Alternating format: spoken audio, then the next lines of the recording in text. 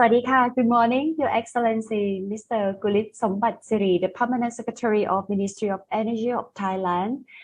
And also, I would like to welcome all the distinguished guests, ladies and gentlemen from around the world to Thailand. This is the land of smile, and of course, you can see my big smile here too, because I'm Thai. So let me introduce myself a little bit. My name is Pasma Damdang, but that's too long. Just call me, my nickname is Mem. So I'm very happy, very honored to see every one of you here today to officially launch this amazing moment to all of you. Ladies and gentlemen, welcome all of you to the opening ceremony of ASEAN Sustainable Energy Week, Pumps and Valves Asia 2021 Virtual Edition. And I hope that along the day that we stay together, you will have a great time with us here. For the ASEAN Sustainable Energy Week, or ASEW 2021, is a combination of 4 specialized events, including Renewable Energy Asia, Energy Efficiency Expo, NTech Pollutech Asia, and Electric Vehicle Asia. Ladies and gentlemen, with the current COVID-19 situation and subsequent government restrictions responding to concerns for all participants of the show's health and safety, so our event has been converted to the virtual format like this. The event is held in conjunction with Pumps and Valves Asia 2021, the specialized exhibitions on pumps, valves, pipes, fitting, and hardware, plus international conference such as International Renewable Energy Asia Conference and the 6th International Electric Vehicle Technology Conference, or IEVTech. And the event is now considered as a fully integrated energy platform. The event is organized by Informa Markets Thailand together with our beloved partners, the Joint Graduate School of Energy and Environment, or JGC, King Mongkut University of Technology Thonburi, and Electric Vehicle Associations of Thailand, or EVAT. And this year, ladies and gentlemen, we are very pleased to welcome Provincial Electricity Authority, or PEA, as the co-host of our event.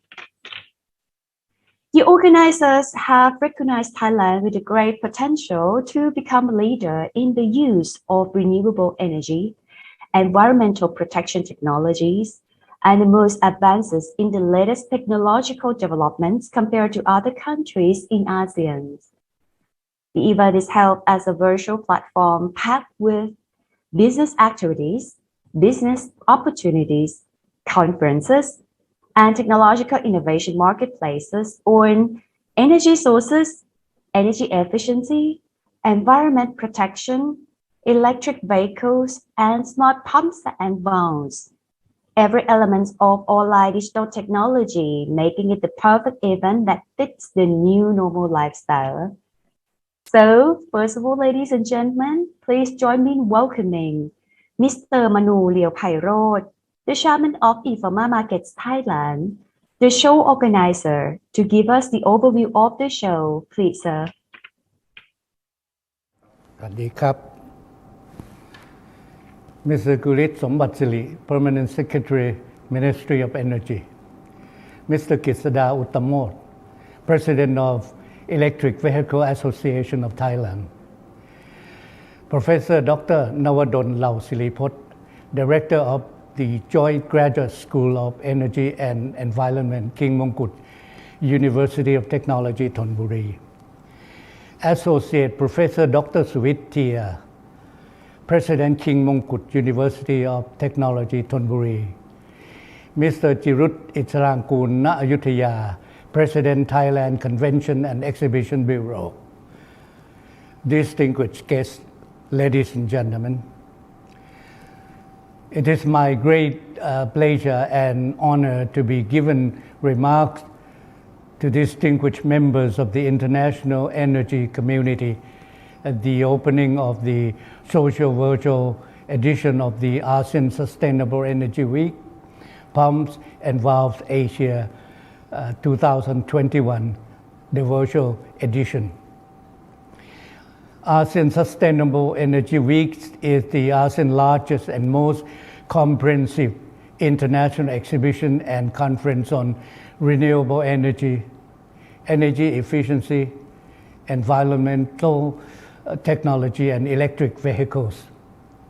With the current COVID-19 situation and subsequent government restriction responding to concern for health and safety of all show participants. Therefore, ASEAN Sustainable Energy Week 2021 has to be taken and converted to an online virtual platform.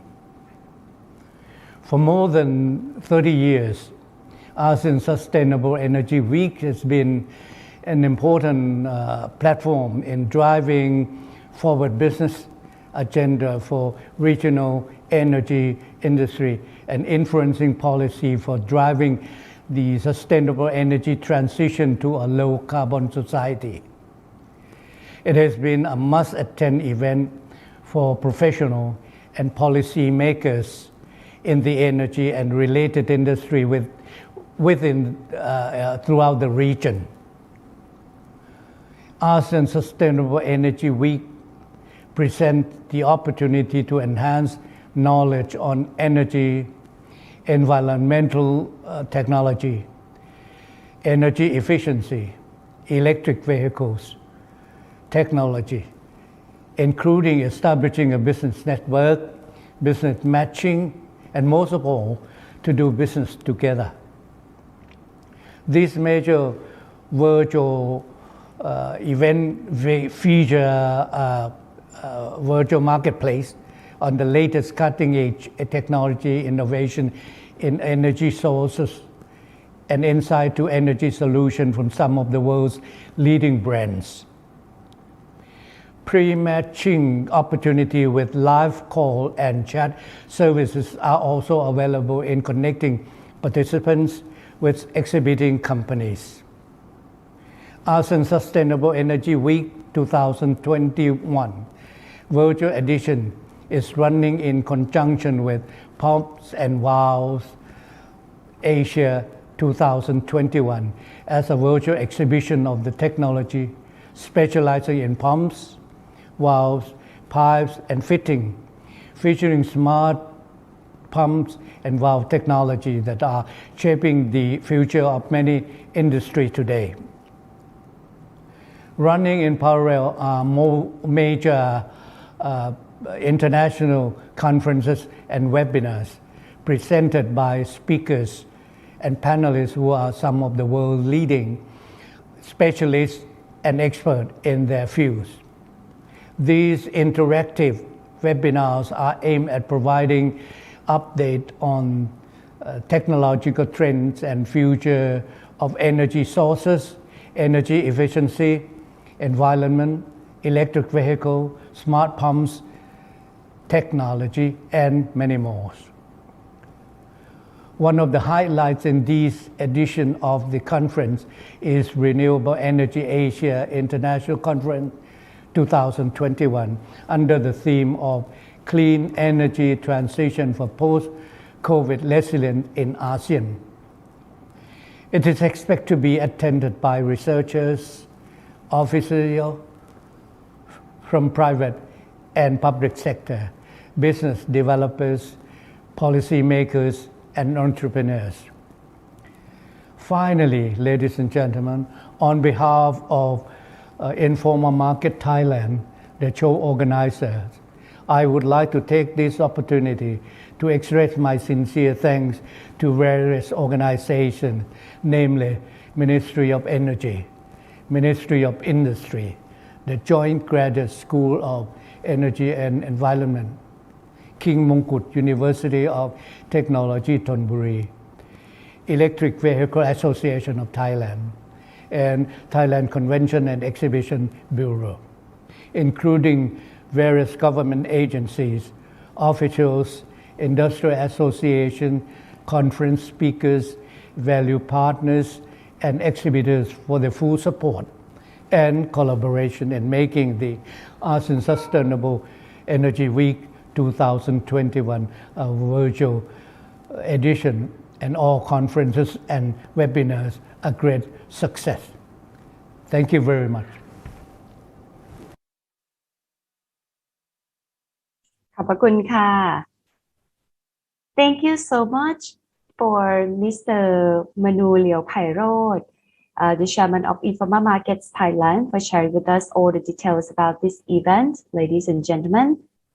So next, I would like to invite Mr. Grisada Uttamot, the president of Electric Vehicle Associations of Thailand, or EVAT, to report on the objective of organizing the 6th International Electric Vehicle Technology Conference and Exhibitions, or IEV Tech 2021, and Ambassador Forum, moving towards carbon neutral society, global cooperation in electric mobility. Mr. Grisada, please.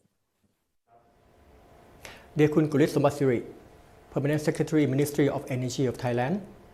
Dear Kun Manu Liao Pairot, Chairman of Informa Markets Thailand. Professor Dr. Nawadon Lausri Pojana, Director of the Joint Graduate School of Energy and Environment, King Mongkut University of Technology Thonburi. Associate Professor Dr. Savithia, President, King Mongkut University of Technology Thonburi. And Kun Jirut Israngkul Naayuthaya, President, Thailand Convention and Exhibition Bureau. On behalf of the Electric Vehicle Association of Thailand, or EVAT, it is our honor to be part of the ASEAN Sustainable Energy Week 2021 once again. The ASEAN Sustainable Energy Week 2021 is the most comprehensive energy and environmental exhibition and conferences that have always attracted business owners and experts from around the world to this event. And of course, Informa Markets will always include seminar program to enhance the knowledge sharing for all audiences. For our EVAT, we are working with our government and private entities to find sustainable solutions in pollution reduction and to fight against PM 2.5, which are serious problems to the environment and to the people all over the world. We encourage the use of electric vehicles, which will be playing a major role in the transformation of the transport sector. And according to the National Electric Vehicle Policy Committee, Thailand is planning to initiate a low-carbon society in order for the country to become a global production base for electric vehicles and electric components. These are strategic plans to promote the use of electric vehicles in the country, as well as setting goals to promote the production and use of all types of electric vehicles, including cars, motorcycles, bus, trucks, tricycles, ships, and trains. As you can see that the wind of change is occurring rapidly and continuously all over the world. We all need to prepare for the wind of change in terms of technological switch to electric vehicles and related components. We all need to be aware of the latest technology and to explore the future of our own industry. As a result, the Electric Vehicle Association of Thailand, together with Informa Markets, would like to invite everyone to join us at the 6th International Electric Vehicle Technology Conference and Exhibition, or IEV Tech 2021, and the Ambassador Forum under the theme Moving Towards Carbon Neutral Society, Global Cooperation on Electric Mobility, which will take place this afternoon. Our session will also include the topic of future electric mobility in collaboration with the GIZ and Charin. We will also offer a session on the role of EV towards carbon neutrality in collaboration with Tesla and UNEP. There will also be EV knowledge sharing session by our well-known Thai conglomerates such as SCG, Panas Assembly, GPSC, and also a dedicated Taiwanese technology session as well, co-hosted by Delta and other Taiwanese company and representative.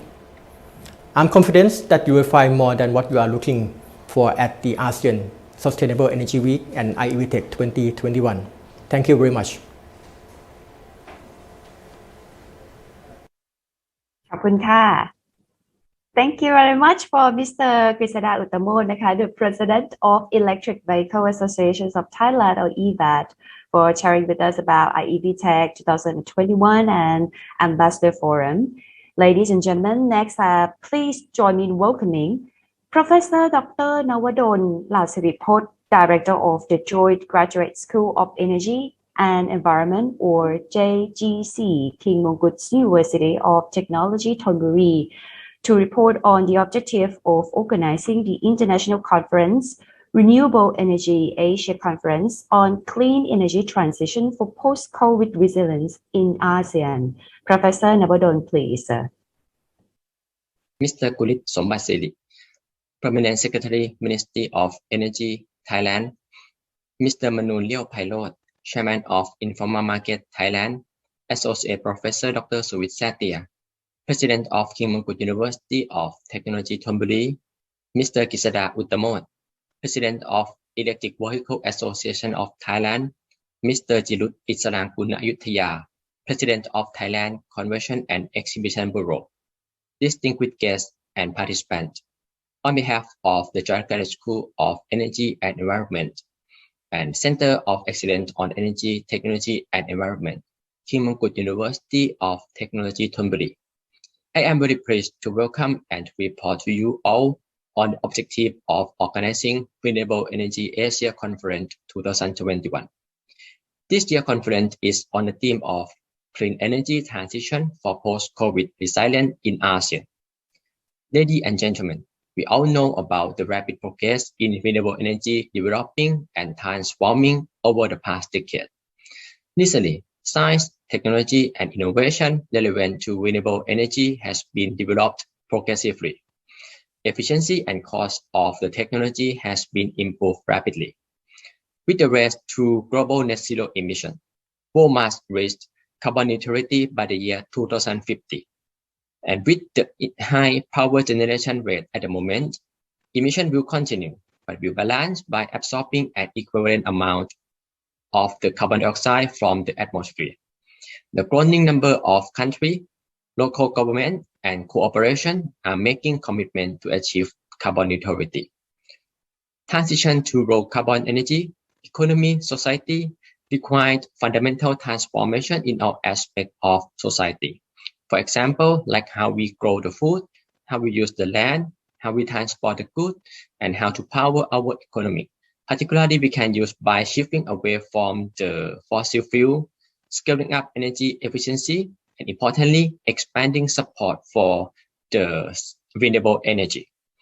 To meet both SDG and Paris Agreement goals, a rapid increase of renewable energy use, in particular in power sector, and decarbonization of end-use sector through electrification or direct use of renewable energy are demanded.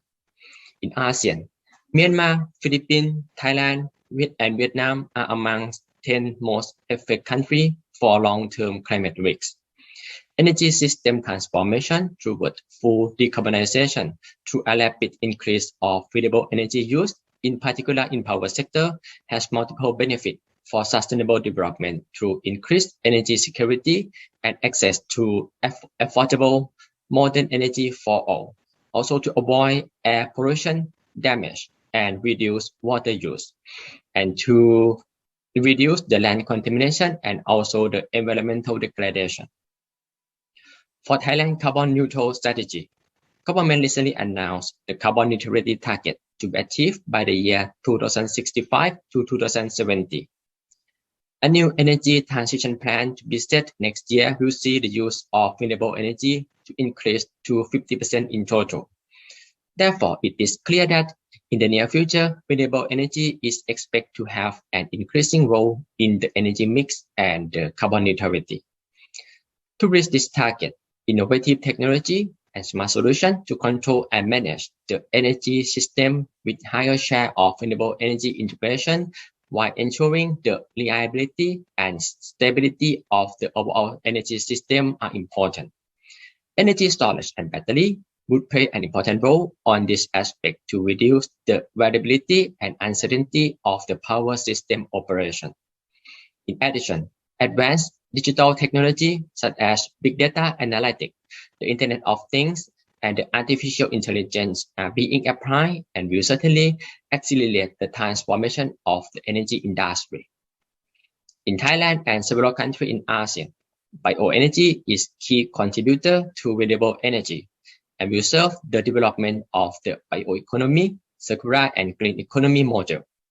Effort to develop a sustainable bioeconomy by transforming from our current economy must be strengthened by all relevant sectors like government, industry, and academic institute.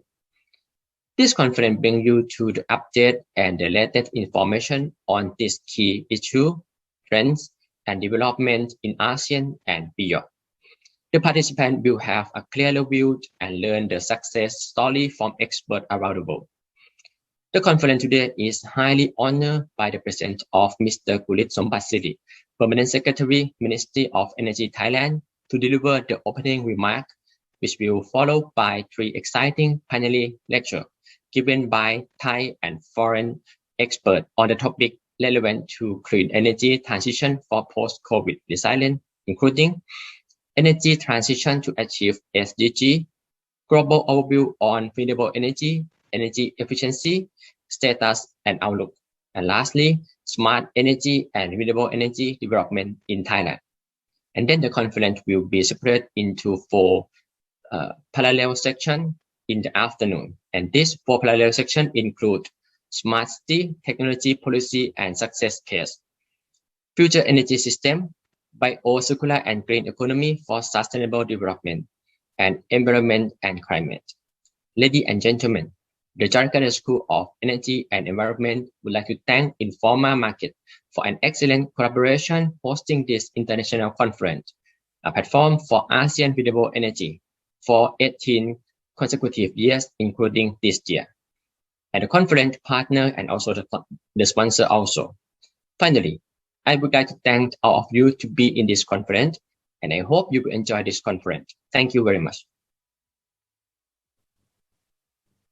ขอบพระคุณค่ะอาจารย์ Thank you so much for Professor Dr. Nawadon Lausiripot, the Director of the Joint Graduate School of Energy and Environment, King Mongkut University of Technology, Thonburi, for sharing with us about the International Conference, Renewable Energy Asia Conference 2021. So now, ladies and gentlemen, please join me in welcoming Associate Professor Dr. Suwitia, the President of King Mongkut University of Technology, Thonburi, for the warm welcome speech, please, sir.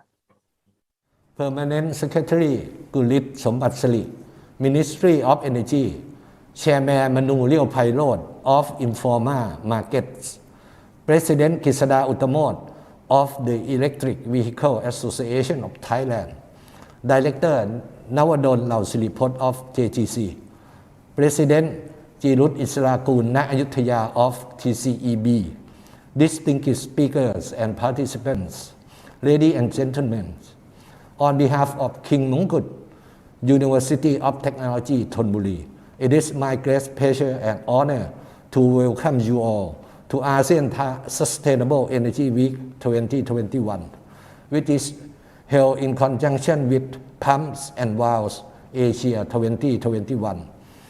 The 17th Renewable Energy Asia International Conference on Clean Energy Transition for Post-COVID Resilience in ASEAN, the 6th International Electric Vehicle Technology Conference and Exhibition Moving Towards Carbon Neutral Society, Global Cooperation in Electric Mobility, ASEAN Bioenergy and Bioeconomies Conference 2021, Sustainable Bioresources for Clean Energies and Economies, and the potential of integrated urban energy systems.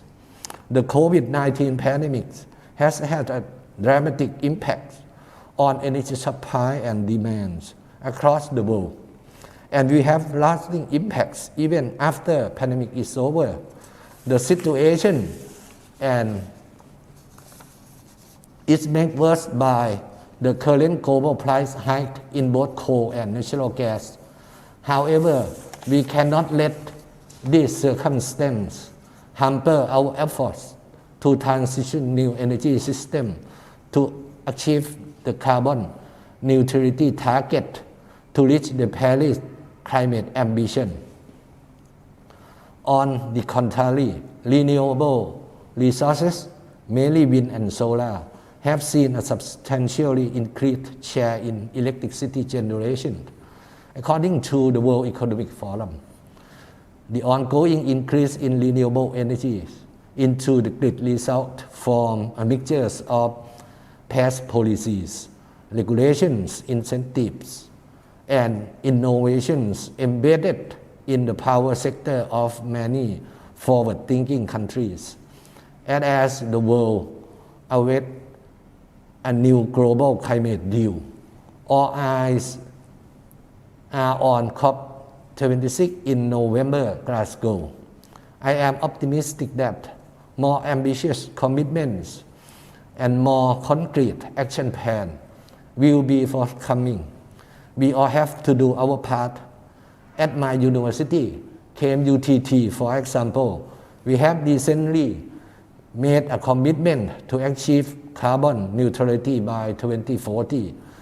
We are making investment to install campus-wide rooftop solar PV.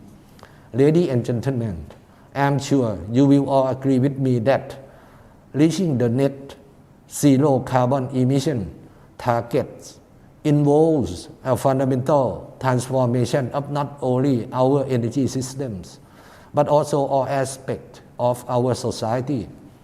Rapid transition scenarios suggest that current technologies and new policies will reshape markets, business models, and patterns of consumption, challenging conventional investment.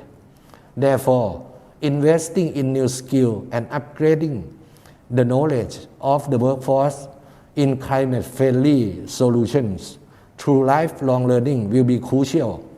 At KMUTT, particularly JGC and its consortium partners, we are initiating a capacity building program aimed at supplying the workforce and skill training program for working professional need to support and facilitate government and industry in Thailand and countries in the region in accelerating their transition efforts. In this regard, I am very pleased to note that our university, in partnership with informal markets, continue to play a role in facilitating and contributing to this important forum on clean energy transition during these difficult times of the pandemic. I take this opportunity to thank Mr. Kulit Sombatsri, Permanent Secretary, Ministry of Energy, for doing us the honor of presiding over the opening and delivering the keynote address. I would also like to thank all our partners and supporters of the event, informal markets, the Electric Vehicle Association of Thailand, Kapi of Kasetsart University, the Asia Pacific Urban Energy Association, Thailand Convention and Exhibition Bureau, the Embassy of Japan in Thailand, and the Ministry of Energy. Last but not least, thank you to all the speakers and participants. It is you who make the event vibrant and dynamic and growing as well. Thank you for your kind attention. ขอบพระคุณค่ะขอบคุณอาจารย์นะคะ Thank you so much for Associate Professor Dr. Suwitya from KMUTT for your warm welcome speech, sir. So, ladies and gentlemen, this event also received the full support by Thailand Convention and Exhibition Bureau Public Organization or TSEP. So now, please welcome Mr. Jirut Isarangkool Nayuthaya, the President of Thailand Convention and Exhibition Bureau or TSEP. Please, sir.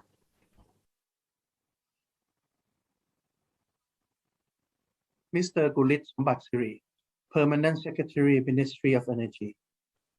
Associate Professor Dr. Suwit Satia, President of King Mongkut, University of Technology, Thonburi. Professor Dr. Nawadon Lausiripot, Director of JGC, King Mongkut University of Technology, Thonburi.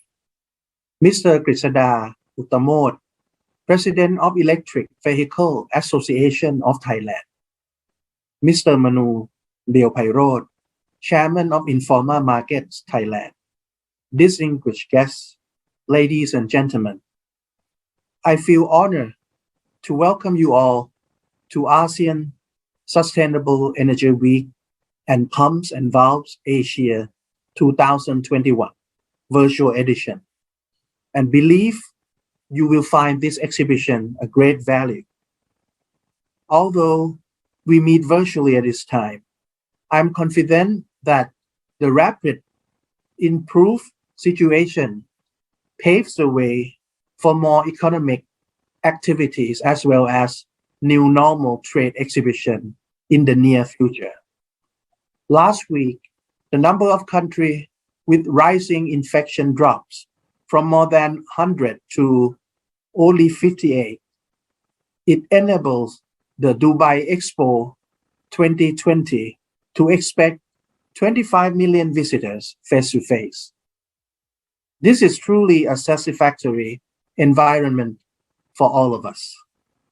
However, ladies and gentlemen, in recent weeks, we have seen many disruptions resulted direct and indirectly from the spillover of pandemic, notably the historic energy shortage in China, the UK, and the EU.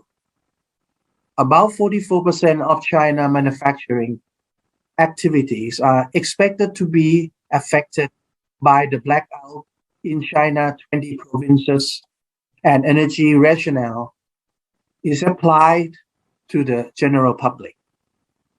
As a result, a number of international manufacturers will delay their production and supply, thus disrupting global supply chain.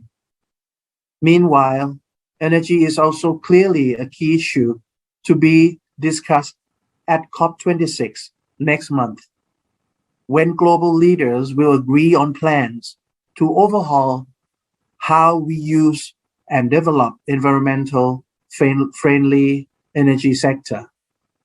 So we are now seeing energy becoming the most critical issue of the world.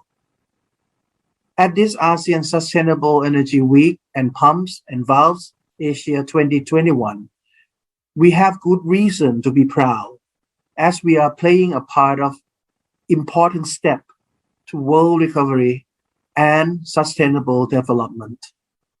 So on behalf of Thailand Convention and Exhibition Bureau, or TCEP, my appreciations go to organizers for their expertise and involvement, and wish you all great success. Thank you very much. ขอบคุณครับ ขอบคุณค่ะ Thank you so much for Mr. Jirut Itsarangkul Naitya from TSET for your warm welcome speech. Of course, ladies and gentlemen, right now is the auspicious time for the opening ceremony. So it's our greatest honor to welcome His Excellency Mr. Gulit Sombatsiri, Permanent Secretary, Ministry of Energy of Thailand, for the opening remarks and keynote address on Thailand's carbon neutrality commitment and the modernizations of the power sector. Please, Your Excellency. Good morning, สวัสดีครับ Honorable delegates, distinguished guests, ladies and gentlemen. It's my privilege to join the ASEAN Sustainable Energy Weeks this year. We have to admit that ASEAN is now facing many challenges amid the economic and social uncertainty, particularly from the COVID-19 pandemic impact. I welcome you all to this important event and hope the event will be a good platform for us to create future efforts toward a cleaner and greener society. Under energy transition period, every country is not only engaged in restructuring their own energy industry to cope with the disruption of technologies and innovations, but also commit to formulate their target and strategic plan to actively move towards to be a low carbon economy. Apparently, most of the countries around the world are in the aggressive move toward decarbonization with the target to achieve carbon neutrality by 2050. Several policies and regulations have been released and announced in the form of tariff and non-tariff to enhance and accelerate the transition in a practical way to achieve the target. For Thailand, we realize the importance of decarbonized actions, particularly in the energy and transportation sector, which emit more than 70% of carbon dioxide. For this, to follow carbon neutrality pathway, Royal Thai government has announced the National Energy Plan NEP 2022, which has been approved by the National Energy Policy Committee, chaired by Prime Minister on August 4th of this year. Let me share with you the policy direction in our new National Energy Plan. We have set the target to move our roadmap of carbon neutrality by 2065 to 2070 if financially and technically supported. The National Energy Plan 2022 has set three main targets to achieve the carbon neutrality goal as follows. First, we will increase the proportion of clean and renewable energy for power generation not less than 50% in the new power plant, considering the cost of long-term energy storage system within years 2040. Second, we will introduce the electric vehicle under our 30 at 30 policy to increase the share of EV market with tax incentive during its transition. Third, we will introduce new technologies and innovations to increase energy efficiency to at least 30% of total energy consumption within years 2040. Thailand welcomes all green investment, both domestic and international, in clean and green energy, including new advanced technologies and innovations to maximize the benefit of our energy resource. We plan to increase our economic value under our current BCG Bio-Circular Green Economy model to raise the proportion of renewables by using local and flexible clean resource from agricultural sector. This concept aims to optimize the resource used in the value chain and turn waste into energy and bring the better well-being and environment to the local community. Thailand will propose the BCG model during Thailand APEC chairmanships at the APEC summit in 2022 next year. Moreover, in the new National Energy Plan 2022, we have restructured the energy industry to support the trend of energy transition towards the carbon neutrality, conforming the 41E policy, which consists of decarbonization, digitalization, decentralization, deregulation, and electrification. There are several tools to support the implementation and development of 41E, including the National Energy Information Center, Energy Literacy, and Human Resource Development Program.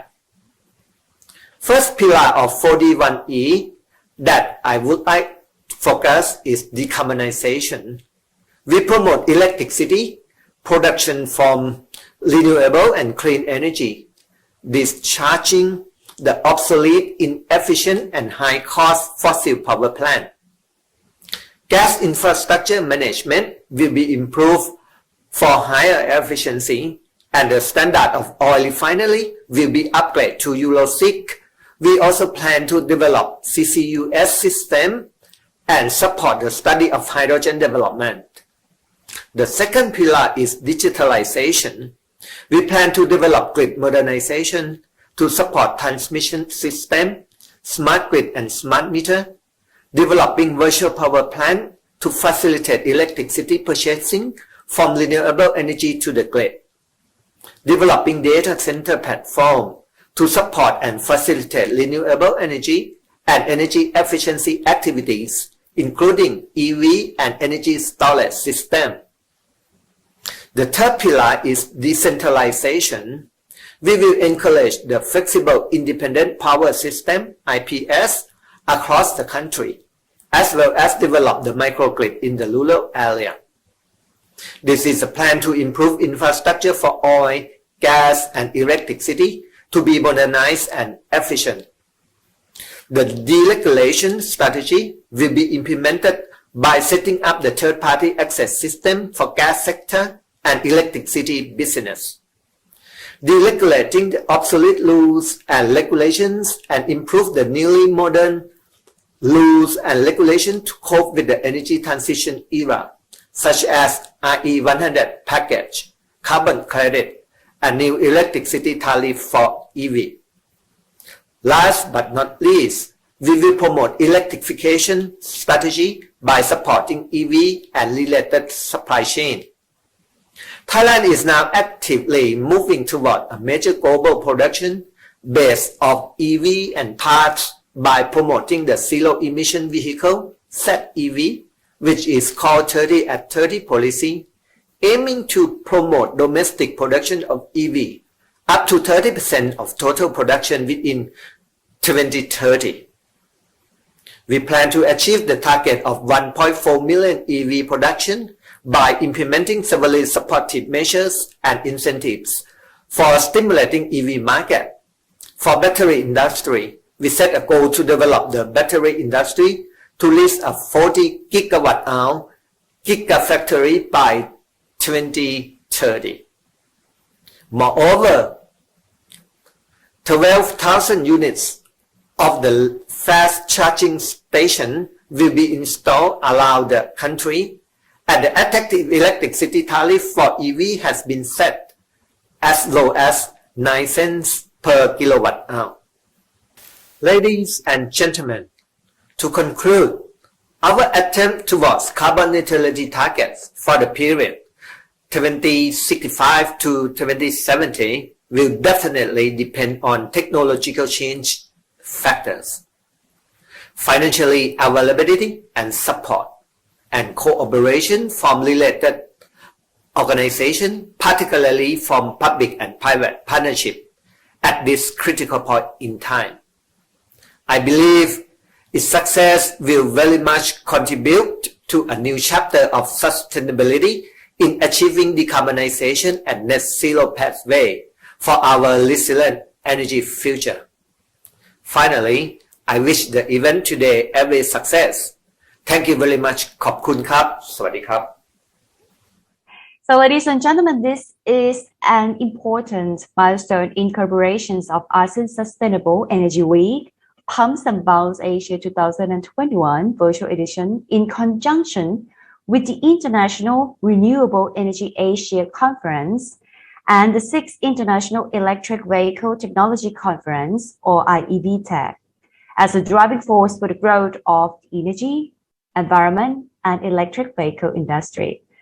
And on behalf of organizer, I would like to thank you, His Excellency Mr. Kulit Sombatsiri, the Permanent Secretary, Ministry of Energy, Thailand, and all the guests of honor for being with us here. Thank you very much.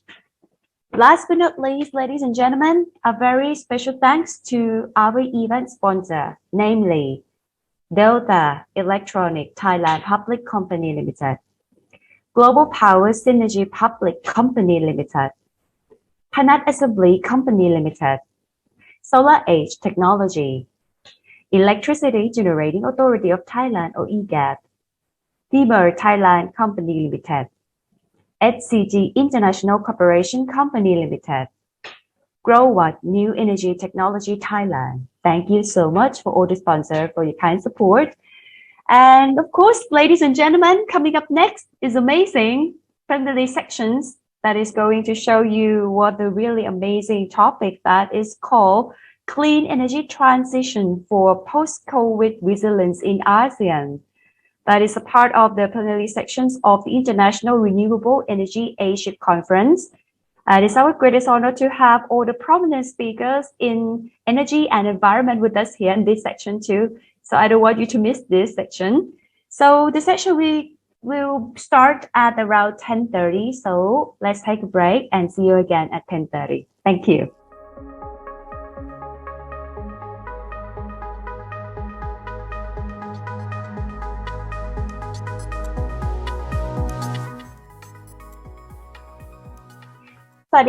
Welcome back. Ladies and gentlemen, welcome to the plenary sessions of the International Renewable Energy Asia Conference with the topic of Clean Energy Transition for Post-COVID Resilience in ASEAN. So before we go to start our section today, I would like to introduce our platform to every one of you. Firstly, all the microphone and video is visible. So if you have any questions, please leave your questions at the Q&A box at the bottom right corner. And in case of technical issues, or if you want to contact our staff for any assistance, please send your request on the Help tab at the same location. And after the end of the section, please give us some feedback by completing the survey at the survey icon on the left-hand side of your screen. And if you need any technical support during the event, please click Help Desk at the lobby page. Our staff will stand by over there to help you. All right. To come back, I would like to introduce our first speaker, Dr. Hong Pei Liu, the Director from Energy Division from the United Nations Economic and Social Commission for Asia and the Pacific. Please, สวัสดีค่ะ สวัสดีครับ Thank you very much for the introduction. Thank you for the invitation to speak at this very important occasion on the 17th Renewable Energy Asia International Conference, especially with the theme on the clean energy for transition for post-COVID resilience in ASEAN. So I will speak mainly focus on energy transition to achieve SDGs focused on Asia and Pacific. I think this is quite related to the topic we're talking today. And my presentation will have three aspects. I'll start with the energy transition, and then how energy interlinked with the Sustainable Development Goals, SDGs, and also enabling energy transition to achieve SDGs. Energy transition is quite a popular topic recently, especially it's linked to development, to environment, and then to social aspects. And what is really, when we talk about energy transition, so at the moment, there's now a set of definition, and it depends on different contexts. But energy transition refers to changes in status quo at global, national, and the local energy sector. It depends on different contexts. And it's not a uniform one-size-fits-all to all of the countries. And it depends on the different situations. The process, when we talk about energy transition, it must be just, inclusive, and systematic changes to ensure that no one is left behind. This is also one of the call for energy transition when we promote energy transition for sustainable development. And the energy transition, there are different definitions.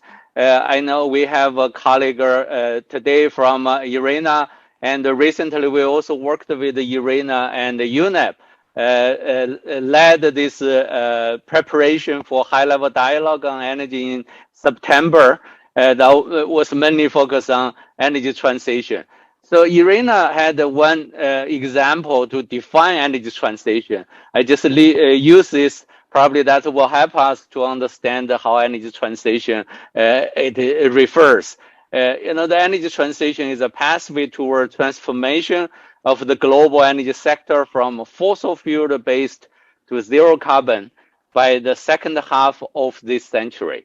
That's also the target of the Paris Agreement. This is really energy transition related to aligned with the SDGs and also the Paris Agreement. So at its heart is the need to reduce energy-related CO2 emissions to limit climate change through decarbonization. So I think that's really one of the areas, or one of these definitions give the clear kind of goals and the boundaries of energy transition.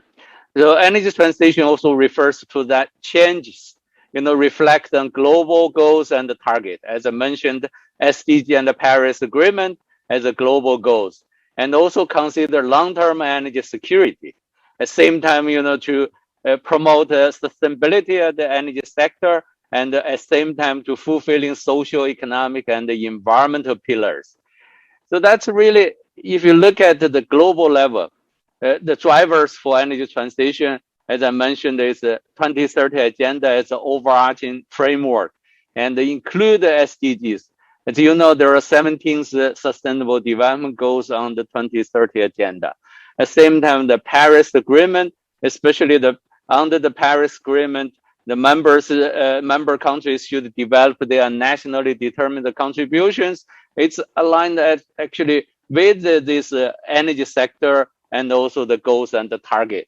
And the three, especially the SDG 7, which is one of the 17 SDGs, focus on universal access, renewable energy, and energy efficiency.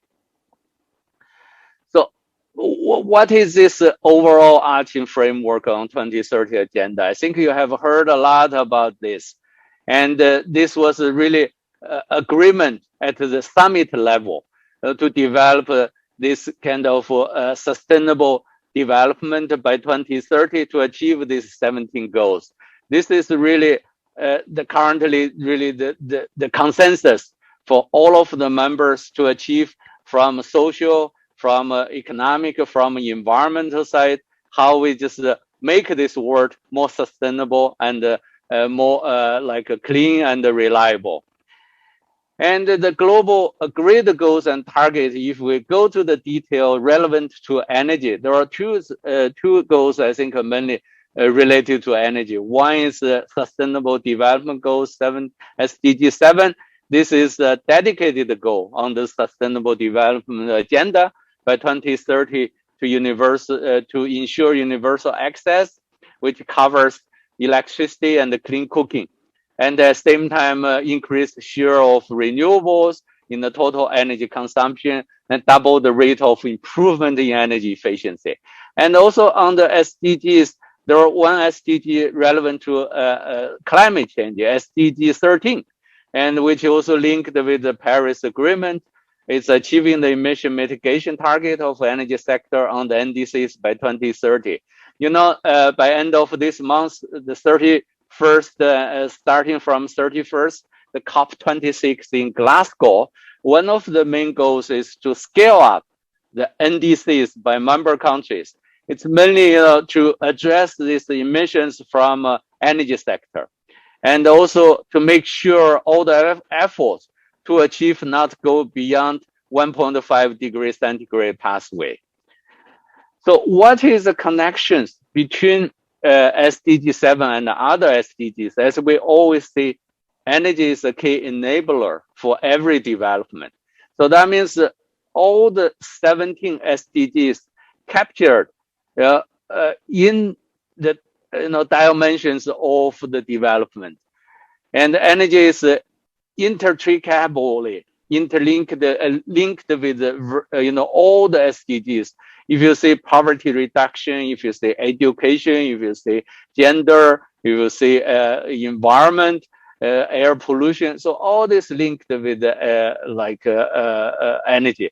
So that means the energy lies at the heart of SDGs.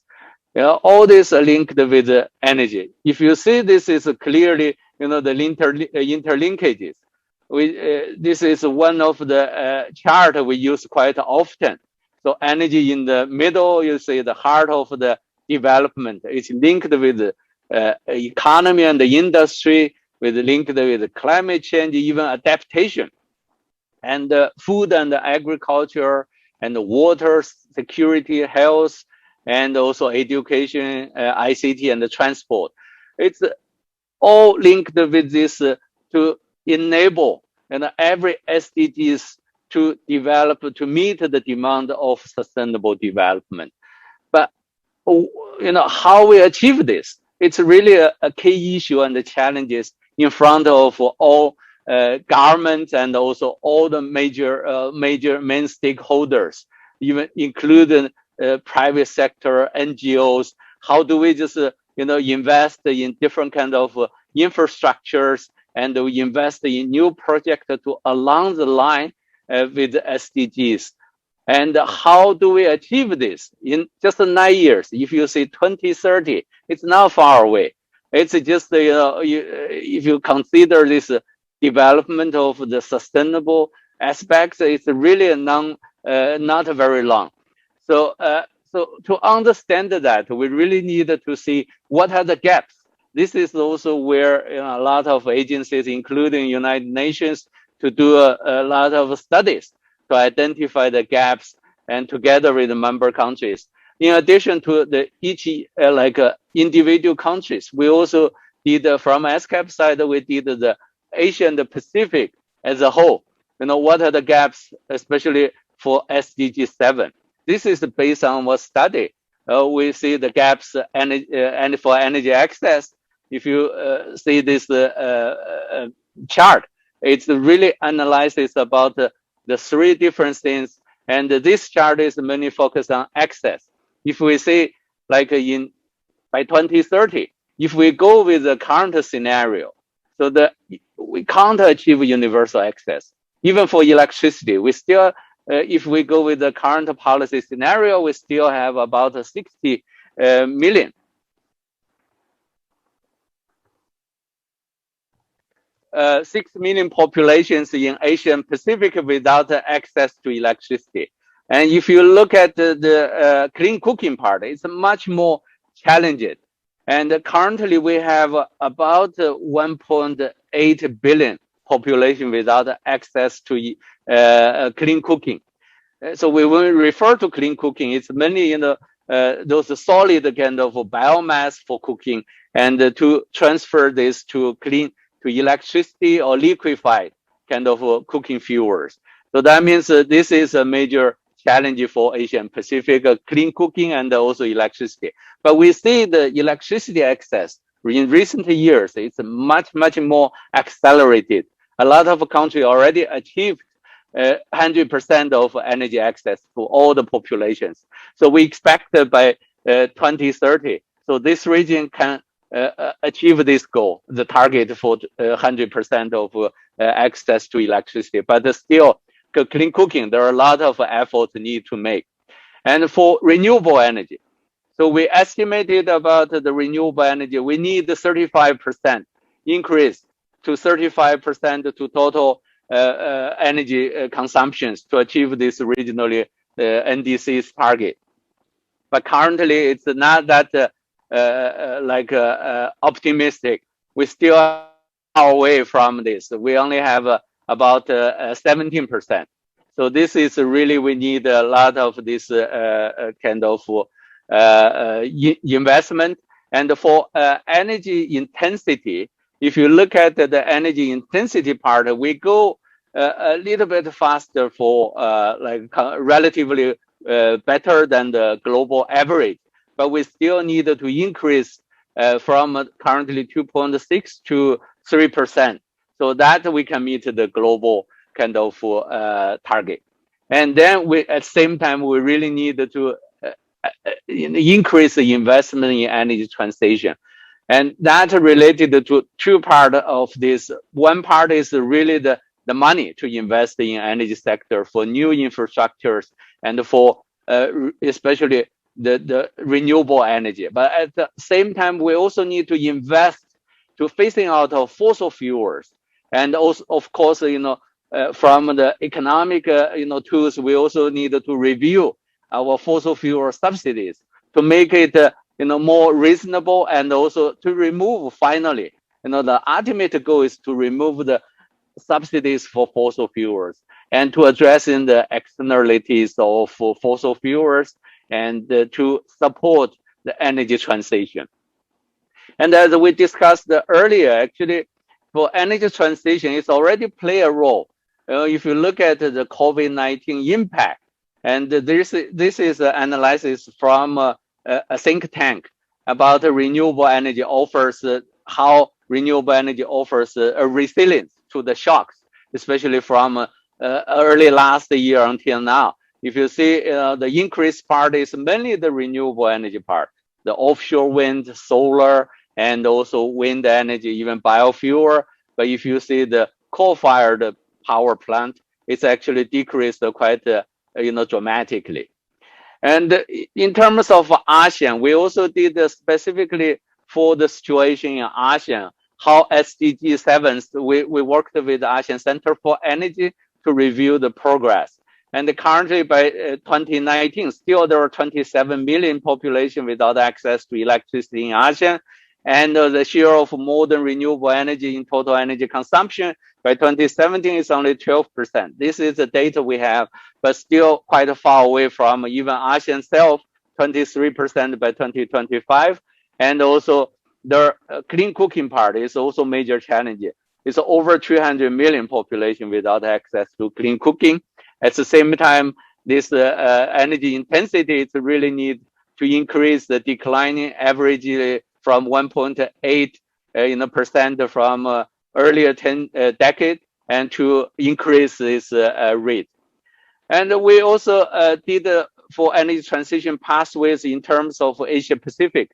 This is also one of the areas we think, to provide some kind of information for the reference of the member states, how to enable energy transition to achieve SDGs, especially through these 5 areas. And institutionalizing energy transition, you really need, to address these issues when you move forward. You need to coordinate different government agencies and different stakeholders to address these issues. And also at the same time prioritizing technology and sectoral scoping, and to understand what are the potentials and you can improve. And also financing energy transition, developing, implementing a regulatory framework, and finally leveraging regional cooperation. Because we have a very limited time, I don't want to go through all this. I just want to focus the regional cooperation for energy transition in Asia and Pacific. So I think the energy transition, we need the integrated system planning. If you see different kind of aspects, we call SDG 7.1 for energy access, 0.2 for renewable energy, 3 for energy efficiency, at the same time to align these NDCs on the Paris Agreement. It's really, to make this happen, the policymakers need the support with the policy decision to transit from the current kind of path to the 2030 kind of a pathway. And to address these issues, from SCAP side, we also develop a kind of a tool we call National Expert SDG 2 for energy planning, next step, which is mainly to identify appropriate technologies and to achieve SDG 7 by 2030, and also to determine the appropriate share of renewable energy, and at the same time to integrate the NDCs into the planning process. As you know, a lot of these NDCs developed relevant to energy sector. How do you integrate the NDCs with your energy planning, and also incorporate the impacts on energy arising from interlinkages with all the other SDGs, with all the other sectors, and to make sure this energy planning, it's really the optimized to meet these long-term development goals. So this methodology is actually based on a modeling exercise. It's focused on different kind of aspects, from energy modeling to integrate this energy economic analysis and the policy analysis. So the output actually is policy recommendations, technology options, and the investment needs. So we have started the analysis in over 10 countries already, and there are also some of these countries, they need this align with the Paris Agreement commitment. They even think about to use this methodology to do this net zero scenarios analysis. We did this as a test in city of Jakarta, which if you see the compared options, if like the cities, a big city like Jakarta, if they import this energy with 50% from renewables, the cost for this electricity import is like 15 million, almost 16 million from that period from 2020 to 2030. But if you see 100% of renewable energy, electricity imported, it's even 10 million.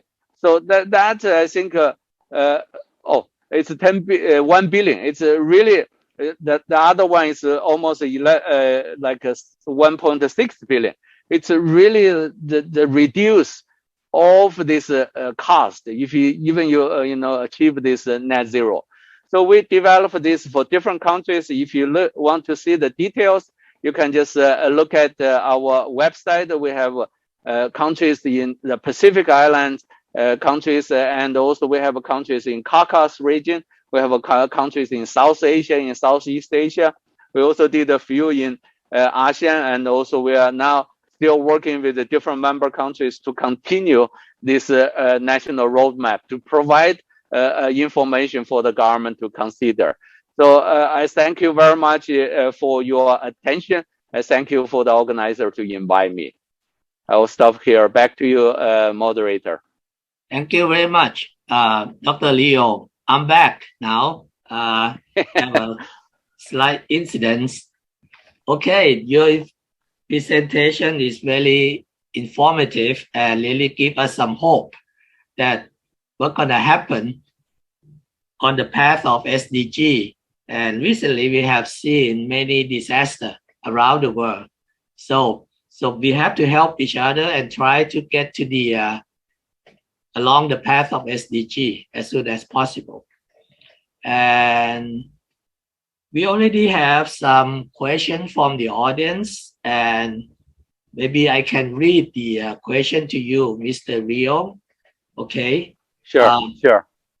The first question is, there have been energy shortages in some countries.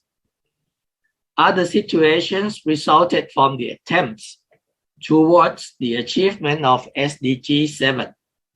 If yes, what would we do toward the SDG 7 without compromising the economic growth? That's the question, Dr. Leo. Thank you very much, Dr. Atikung.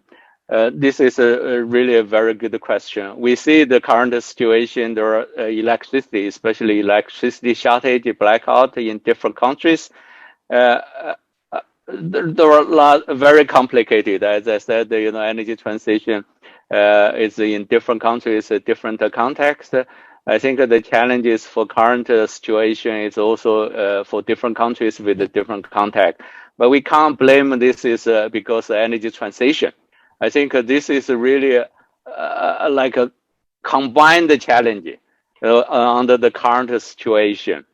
But that's also give us the alert. We have to accelerate energy transition to meet this demand. We cannot let this kind of situation happen along with the energy transition. So one side, we really need to increase renewable energy supply. And on the other side, we have to meet the demand with the reliable and also the secured kind of technology. And I see, a lot of government already addressed this issue. So this could be a very good lessons to learn along this process. I think it's a painful process for energy transition. Many people already said the energy transition is the energy revolution. So when you talk about the revolution, you really need to see, some kind of difficulties. But the good thing is that, when we meet this kind of challenges and difficulties, we have a solution. So I think currently a lot of government already, support this, to address these issues with the different goals. But this is not, the impact of SDG 7. If you see the SDG 7, you increased energy access, you increase the renewable energy. That means the share of renewable energy provide more green and clean energy. And at the same time, if you just increase the declining of energy intensity, increase the energy efficiency, so that means you also have, address these kind of issues, especially for industry sector, for urban development. So I really think the current situation is a short kind of challenge. If we address it properly, and it will become an opportunity, especially how you address this fossil fuel, transit to the clean and the renewable energy fuels. That's really something we need to think about ourselves, and every country should to address this jointly together, to share good practices, and then to learn each other, to find what will be the best way. Thank you. Okay, thank you very much. That's very clear. Yep. We have to compromise it. And I think we still have time for another question. Dr. Leon, this one seems to be the opposite of the first one. The second question is, there were many disasters such as floods, wildfire, and storms around the world recently, which were clear evidence of climate change. Will there be a revision of SDG to accelerate the use of renewable energy and suppress the effects of the climate change? Thank you, Dr. Adikon. This is quite a good question. For the resilience of energy sector, we already, a lot of countries realized the impacts of climate change to energy infrastructures. If you see, like you mentioned, the flood, this kind of even drought, and also, all the natural disasters, it's much more frequent, especially the extreme kind of disaster, event. If you look at this year, if you look at like recent years, there are a lot of, the frequency of natural disaster is much more than before. So this is really, we see the impact of climate change. And that's exactly where we have to contribute from energy sector. If you see the impact of natural disasters for energy sector, one side, it's an impact, to disrupt the energy supplies. We have to address this issue on the resilience of energy sector.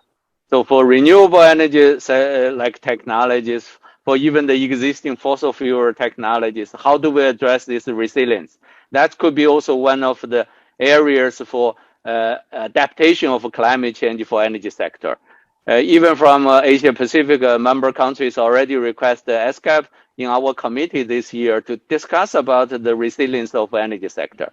So on the other hand, from energy sector, probably most people already started to just to take action to reduce the emission from energy sector, to reduce the contribution of greenhouse gas emission from energy sector, to contribute to climate change mitigation.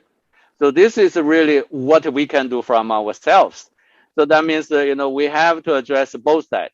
I also say this is aligned with SDG 7. As we see, one side, the first target, you have to emphasize energy access. That means you must have a reliable, affordable, and secure the energy supply to those populations. So you have to address how you just, resist to these natural disasters. The secondly, increase more clean energy. So that's also where you reduce this impact of climate change, which is the main cause for natural disasters. I really think this SDG 7, to achieve SDG 7, as I said, it's interlinked with the other SDGs, which include the natural disaster risk reduction. So that means we support the energy sector will support this SDGs relevant to the natural disaster mitigation.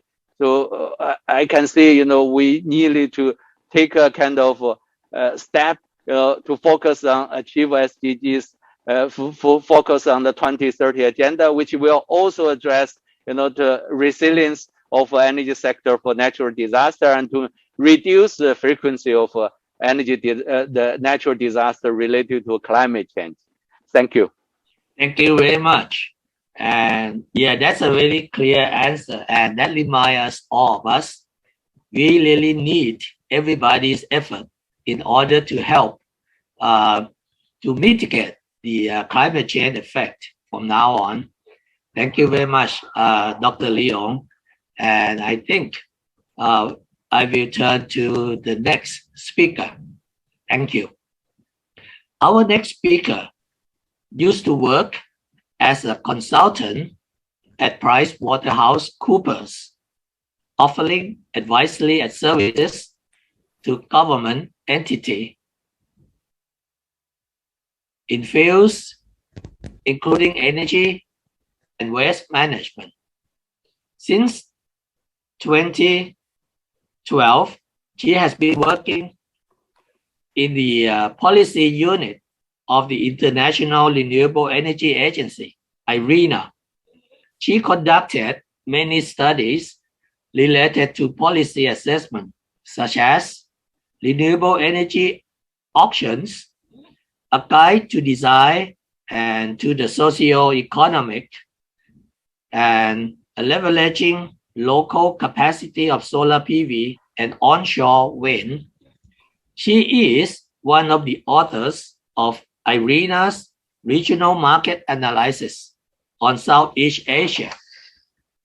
In this session, she is going to present global overview of renewable energy and energy efficiency status and outlook. Please welcome the Program Officer at International Renewable Energy Agency, IRENA, Ms. Diara Havila. Good morning. I'm very pleased to be with you here today. Thank you very much for the kind introduction. I'm very pleased to be with you to share some of the insights of IRENA's outlook for the future for the global energy transition. And I'm very pleased that this presentation that I will give now very nicely complements the wonderful presentation of Dr. Hu earlier. The World Energy Transitions Outlook that was published by IRENA in June provides an outlook to the future of where we need to be in 2050, the investments that will be needed, the policies that will be needed, and the socioeconomic impacts of the energy transition. But first, let's take a look at the most recent developments in renewable energy. For the past 7 years, more renewable power was added to the grid annually than fossil fuels and nuclear combined. In 2020, a record of 260 gigawatts of renewables capacity was added globally, more than 4 times the capacity added from other sources. Renewable power technologies now dominate, as they have become the cheapest sources of electricity in many markets. Among newly commissioned projects, the global weighted average LCOE of utility-scale solar PV fell by 85% between 2010 and 2020. So this is the yellow that you see in the middle. At one point in time, solar PV was more than double the cost of the most expensive fossil fuel option for power generation. Today, utility-scale solar PV can compete with the cheapest new fossil fuel power plant. Between 2010 and 2020, the global weighted average LCOE from onshore wind fell by 56%. Over the same period, CSP dropped by 68%, concentrated solar power. Offshore wind has seen a reduction of 42% in 10 years. So all this reduction in costs has been one of the factors attracting investments in renewable energy. So the falling cost of technology, but among other factors, they have led to increased investments.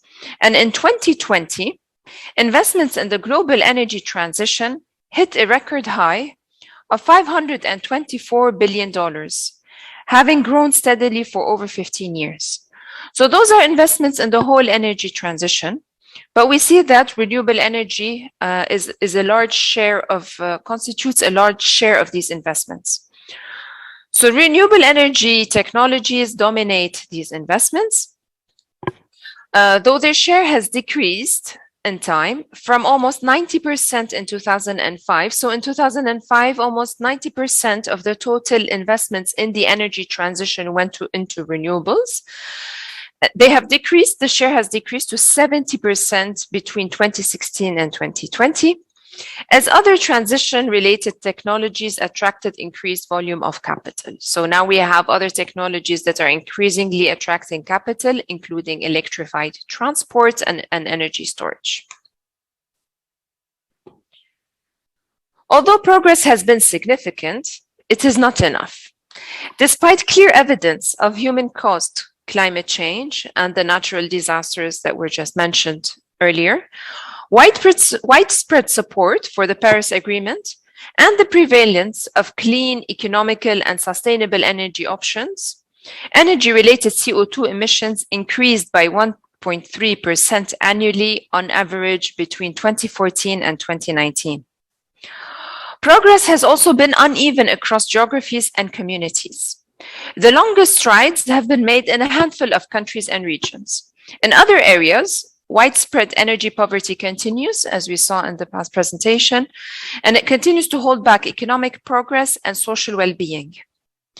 In 2020, Europe, the US, and China accounted for the largest share of new and renewable capacity, while Africa accounted for only 1% of the global total of new renewable capacity. So we see that there is an uneven distribution, although there's a lot of resources and a lot of drivers that can support transition in emerging countries.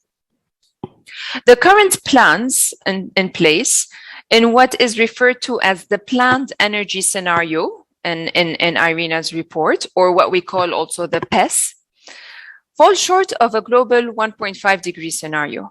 Based on existing government energy plans and targets, including the first rounds of NDCs, the policies in place will no more than stabilize global emissions with a slight drop as 2050 approaches. So this is the orange part that you see.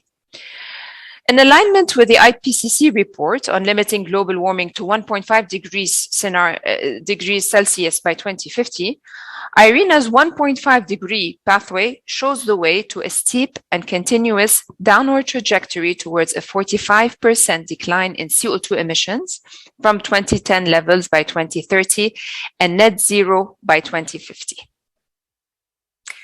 Our analysis shows that over 90% of the solutions involve renewable energy through direct supply, electrification, energy efficiency, green hydrogen, and sustainable bioenergy combined with carbon capture and storage.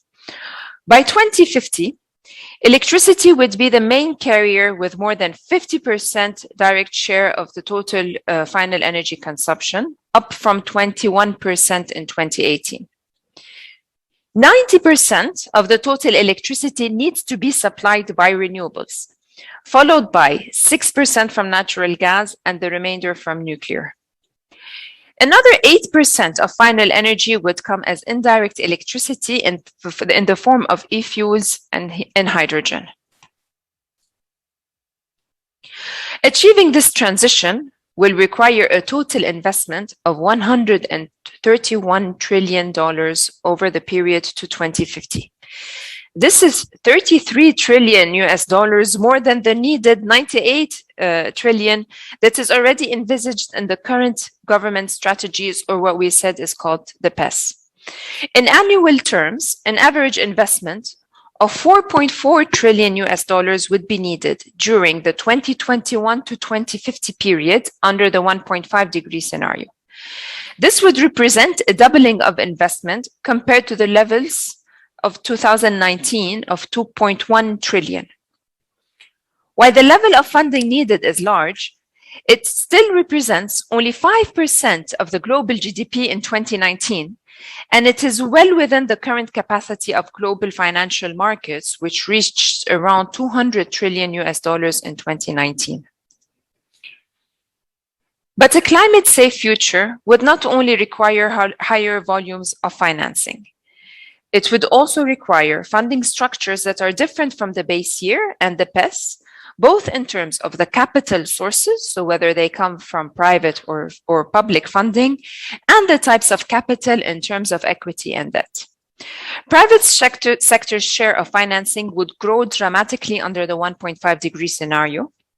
The share of debt capital has to increase from 44% in 2019 to 57% in 2050, almost 20% more than in the PES.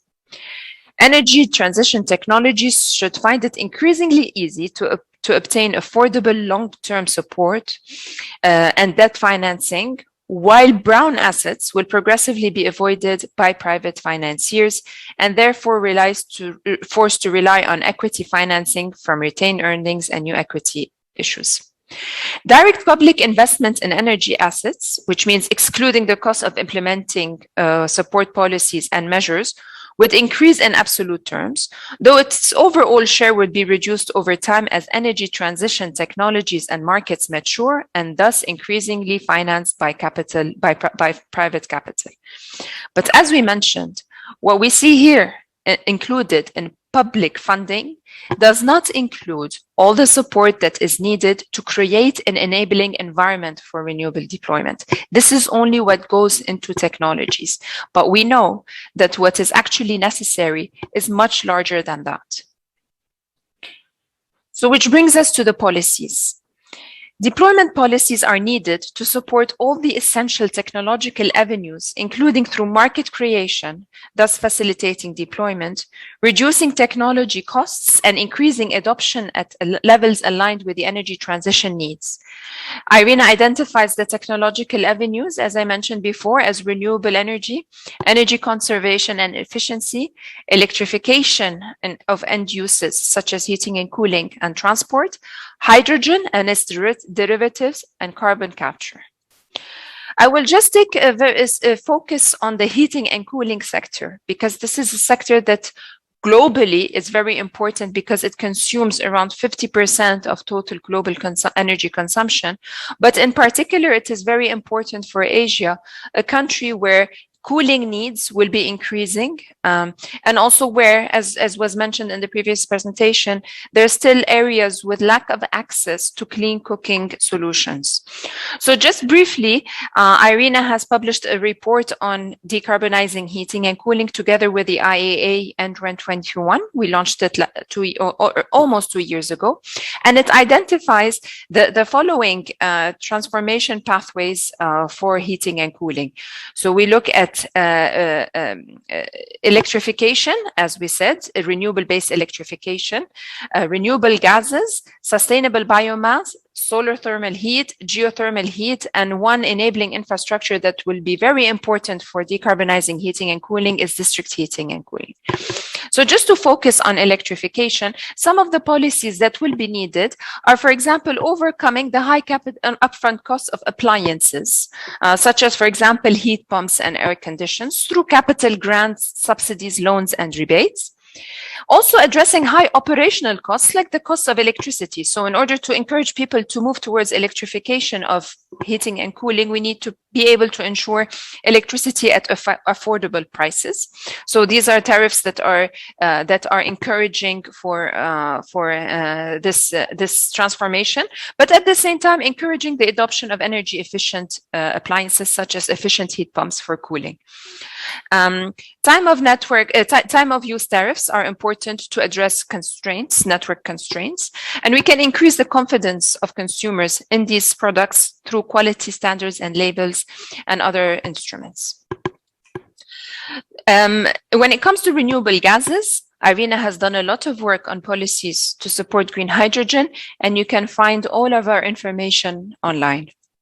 Sustainable biomass is very important for the region. And for that, we need policies to develop reliable supply chains. We need to address cost and market barriers. We need policies to ensure the sustainability of biomass supply, which is very important. And we also need to ensure the quality of installations and of fuels that are needed.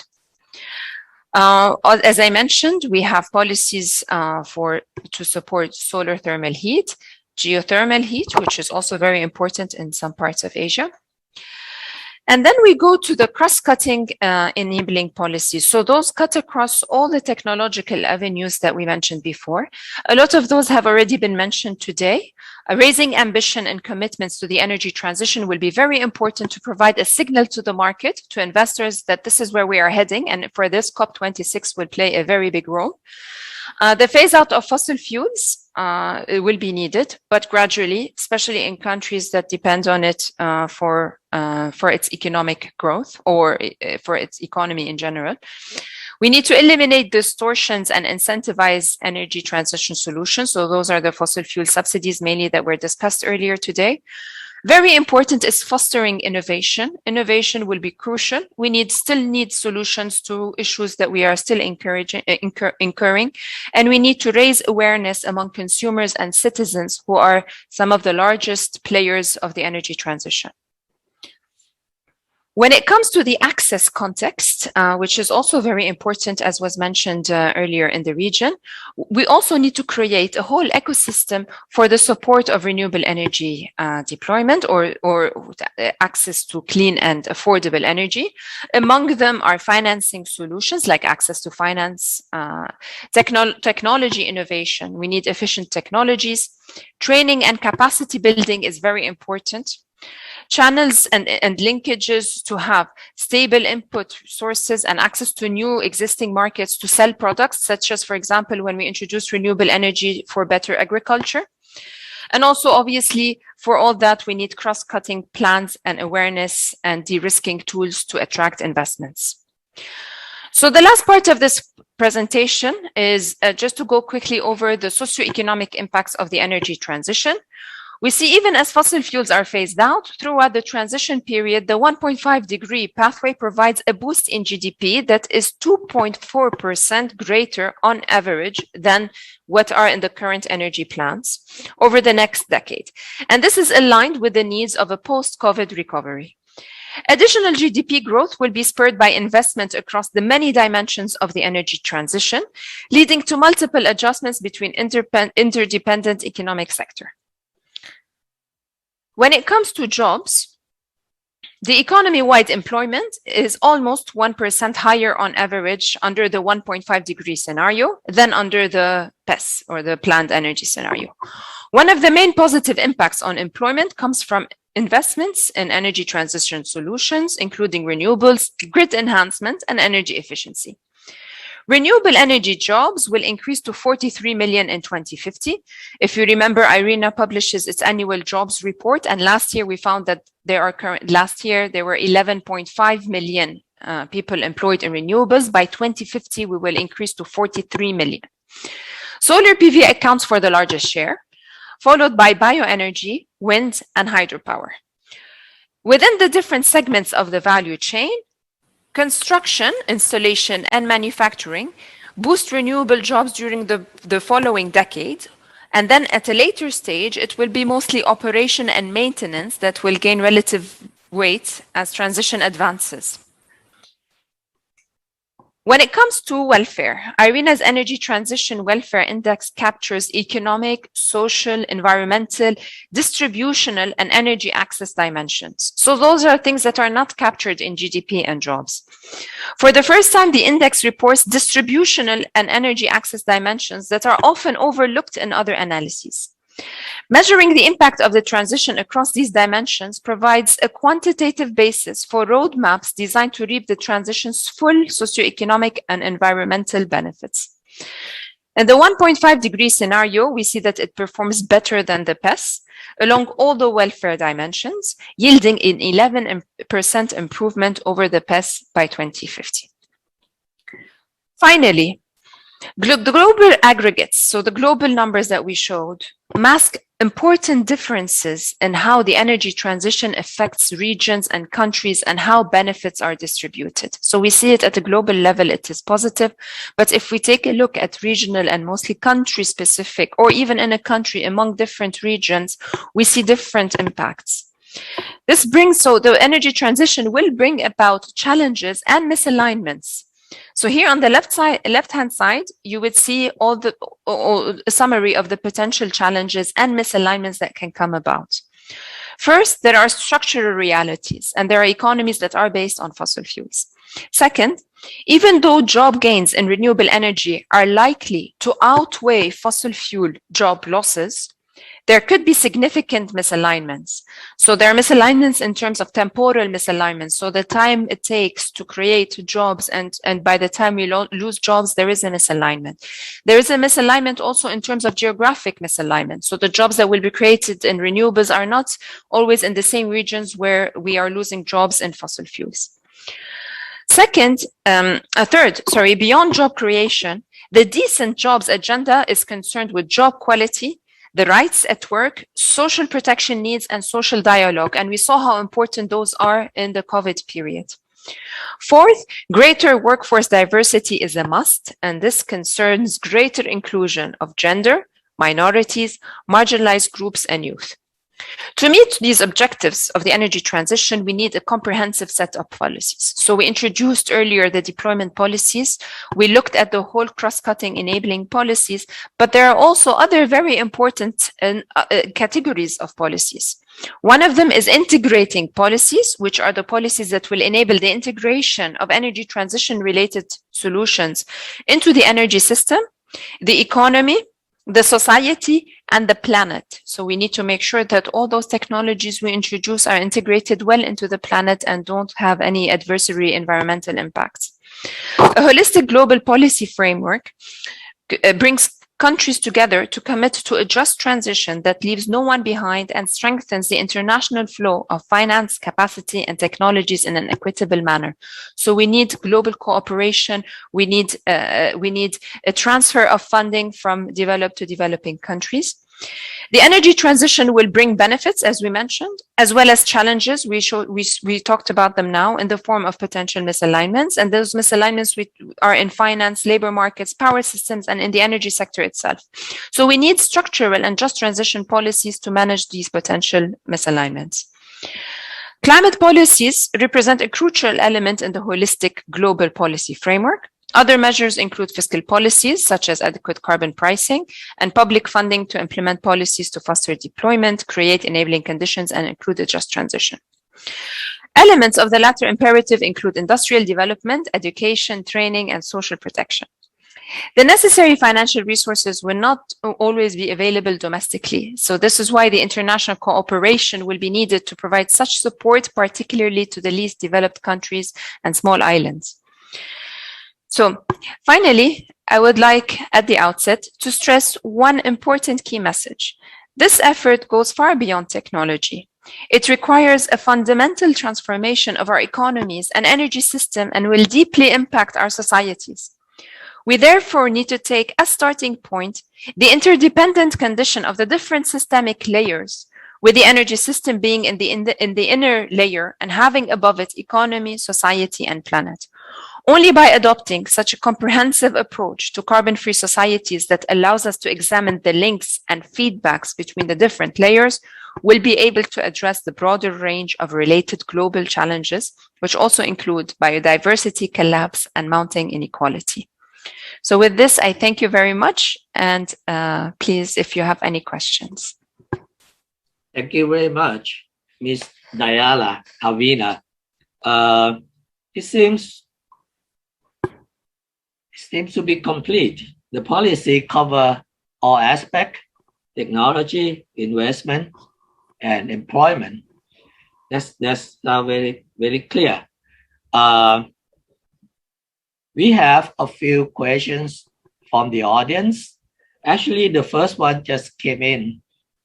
It's a question from Dr. Bandit Phung Thamasan, the former director of JGC. And since he cannot use the microphone, then I have to read the question to you.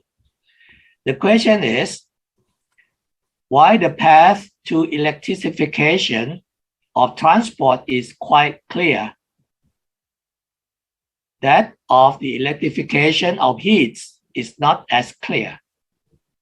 Could you please elaborate as to how it could be accomplished in a significant way? That's the question. Thank you. It's a very important question, especially in areas where we will not be able to see the large-scale deployment of, for example, district heating and cooling. So we see, and especially in emerging countries, that climate change is increasing the need for heating and cooling, mostly cooling in so many areas where temperatures are increasing on a yearly basis.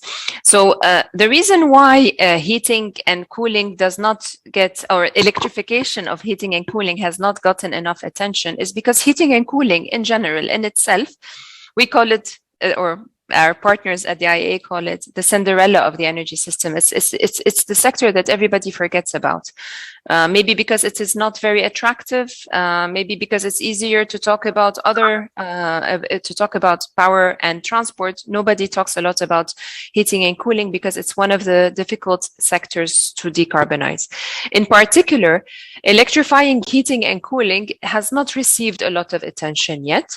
But it is, as I mentioned, as heat increases, also in areas that lack access to other sources of clean heating and cooling. Like, for example, geothermal is not available everywhere. Biomass has some issues with sustainability, and it has to be used very efficiently. And we have some areas that don't have access to these networks, like, for example, gas grids, where we can introduce clean gas, or they don't have access to district heating and cooling. For example, if we are not a setting that is very condensed and where it is not worth investing in a district heating and cooling system, and we are a bit in remote locations, then electrifying our heating and cooling needs will play a major role. And this is not only in space heating and cooling, it also reaches cooking, so we can cook with electric cook stoves. It also reaches water heating when we heat water with very efficient boilers.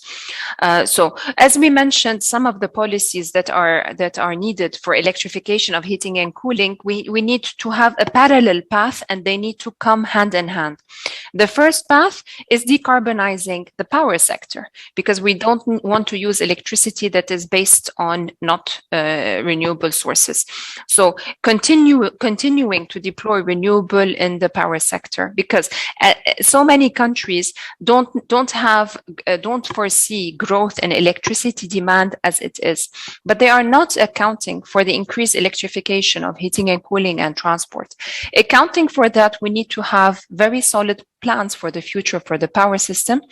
We need to have affordable power. So the policies to deploy renewables in the power sector need to account for that, for reduced prices, and for that competitive procurement or auctions are a very good tool. And in parallel, as we mentioned, we need to deploy the appliances. We need to increase awareness about their existence. We need to increase consumers' confidence in those appliances. And also we need to make sure that those appliances are efficient. Thank you very much. Thank you. That's very clear. And our next question from the audience: different countries have different energy intensities. Some countries require more energy in order to generate GDP than others. Some countries, most are in EU, are able to decouple their GDP from energy. Most of the developing countries rely heavily on energy in order to maintain their GDPs and lack of investment for renewable energy. What would be the recommendations for these countries to phase out fossil fuels? It's a very important question. So as I mentioned in Irina's energy transition outlook, we're not only concerned about climate, we are very concerned about a just and an equitable society and a prosperous future with economic growth that is for all, basically, not only for countries that have already developed and are now ready to move towards renewables.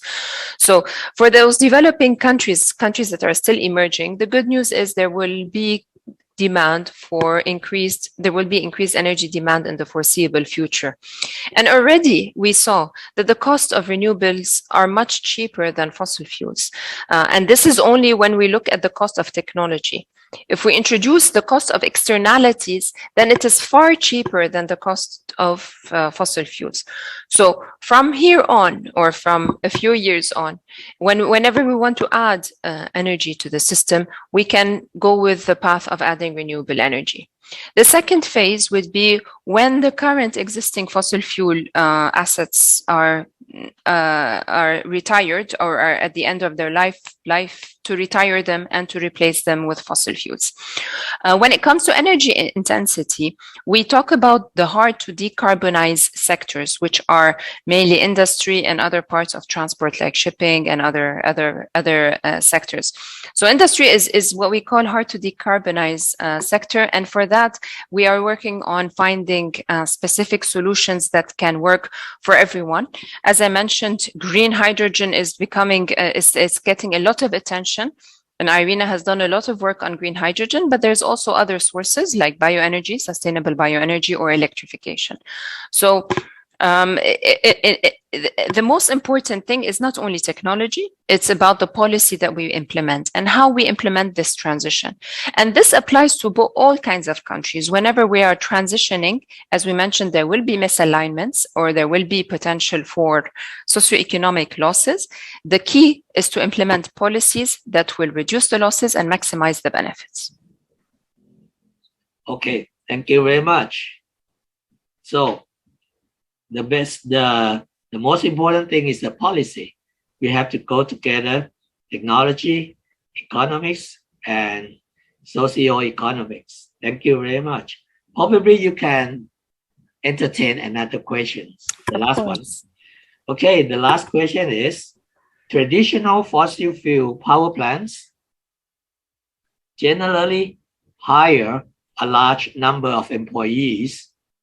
In case of energy transition into renewable energy, fossil fuel power plants need to downsize the plants or even to stop their operation. This transition, you need time. What would be the recommendation to expedite the transition with minimal adverse effects? Thank you. This is also a very important question. Jobs are very important, and they're at our hearts at IRENA. We do a lot of work on jobs. So as I mentioned earlier, the policies are going to be very important. So and any policy that we introduce can be introduced in a way to pay attention to job creation. And for example, the deployment policies that I just mentioned, like, for example, a feed-in tariff or an auction, those can be designed in a way to maximize job creation, but they're not enough. They need to come with other policies. For example, in areas where we have a lot of people employed in fossil fuels, there is definitely a need for training and retraining of those employees to be able to transition to renewable energy jobs. When it comes to the deployment policies, as we said, for example, when we design a competitive procurement for renewables or an auction, and IRENA has done a lot of work on the design of auctions and the design of auctions for objectives beyond reducing price, including socioeconomic benefits, which at the heart of it is jobs. For example, we can ensure that those projects that will be delivered would be delivered in regions where there were existing fossil fuel plants. So this would facilitate the transition from people working from fossil fuels to renewables. Education and training is very important. Social protection mechanisms are going to be very important, and labor laws are also equally important. So as we mentioned, we cannot see this transition in silo. We cannot see it as a technology transition. We need to see it as a broader transition, and we need to see the interlinkages between this transition with the economy and with the society. Only then, and when we implement the policies needed, as I mentioned, some related to deployment policies to ensure that they do create jobs and they do absorb the jobs that will be lost. Having them at close proximity, having them planned with closing of fossil fuel plants, training and education, as we mentioned, very important, and some social protection. This will ensure a just and smooth transition. Yep, thank you very much. And yep, now you already addressed the most important thing is the policy. Technology seems to be less issue nowadays. Is the employment, is the society, is the economics. Thank you very much for giving us a very good information and to all of us, and also those who are taking care of the traditional fossil fuel power plants. Okay, then let's move to the next speaker.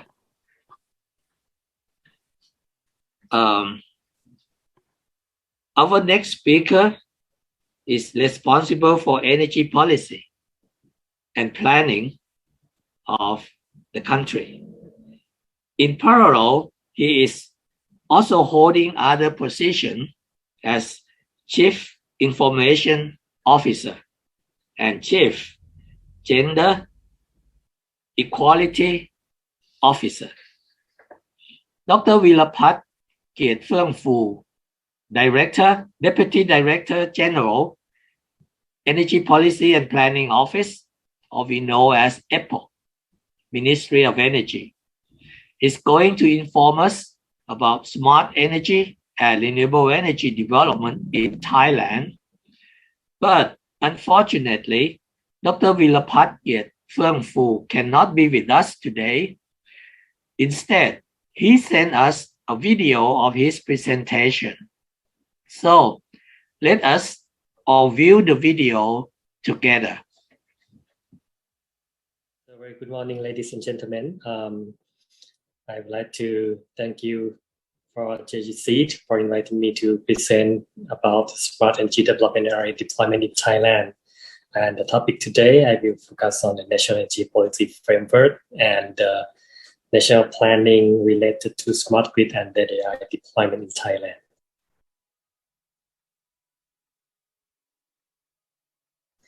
The topic today that I would like to present you today, I will start with the Thailand National Energy Policy Framework that the National Energy Policy Council just endorsed this year and maybe last month. Also, we are going to talk about the Thailand policies and national planning related to the smart grid, and it's about the smart grid master plan. It's a 20-year plan for Thailand.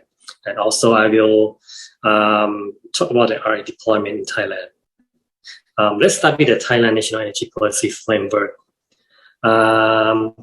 The key driver for us to make the new National Energy Policy Framework because of the global energy direction that was driven from the greenhouse gas emission.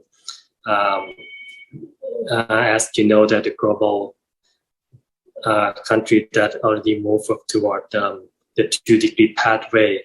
If we take a look at this graph, you can see that current policy, there we can just meet the 2.8 to 3.2 degrees Celsius. But if we make more effort, we can meet 2 degrees Celsius pathway. That you can see that in this slide that many countries has already announced the net zero emission. You can see that, for example, the Bhutan and Suriname, they already achieved the net zero emission already. But for Finland, they set the target at 2035. Austria and Iceland, they set the target of 2040. Sweden, 2045. And many countries announced at 2050, including UK, USA, Denmark, France, for example, and also China already announced 2060 for the net zero emission. that the global trend for the net zero emission. What the benefit of the net zero emission? It also include the economics value creation, is reduce investment in underperforming assets. For example, for the electricity grid, it will support the customer grid defection. It also reduce the effect from the solar adoption that come during the day, but when the sun set, we have to ramp up our power generation. That is called the dark curve. So if we have the very smart grid, you can see that it will help support the customer grid defection due to the renewable energy that is coming. Also, the benefit of the adaptation of energy plan to net zero, also the elevated pollution problem.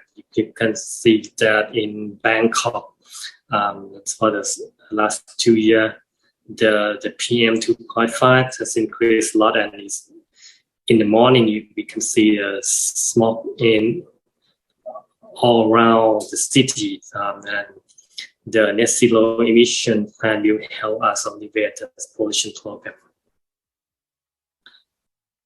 Under the Thailand National Energy Policy Framework that the National Energy Policy Council approved on 4th of August, the policy framework is a guideline for the energy sector.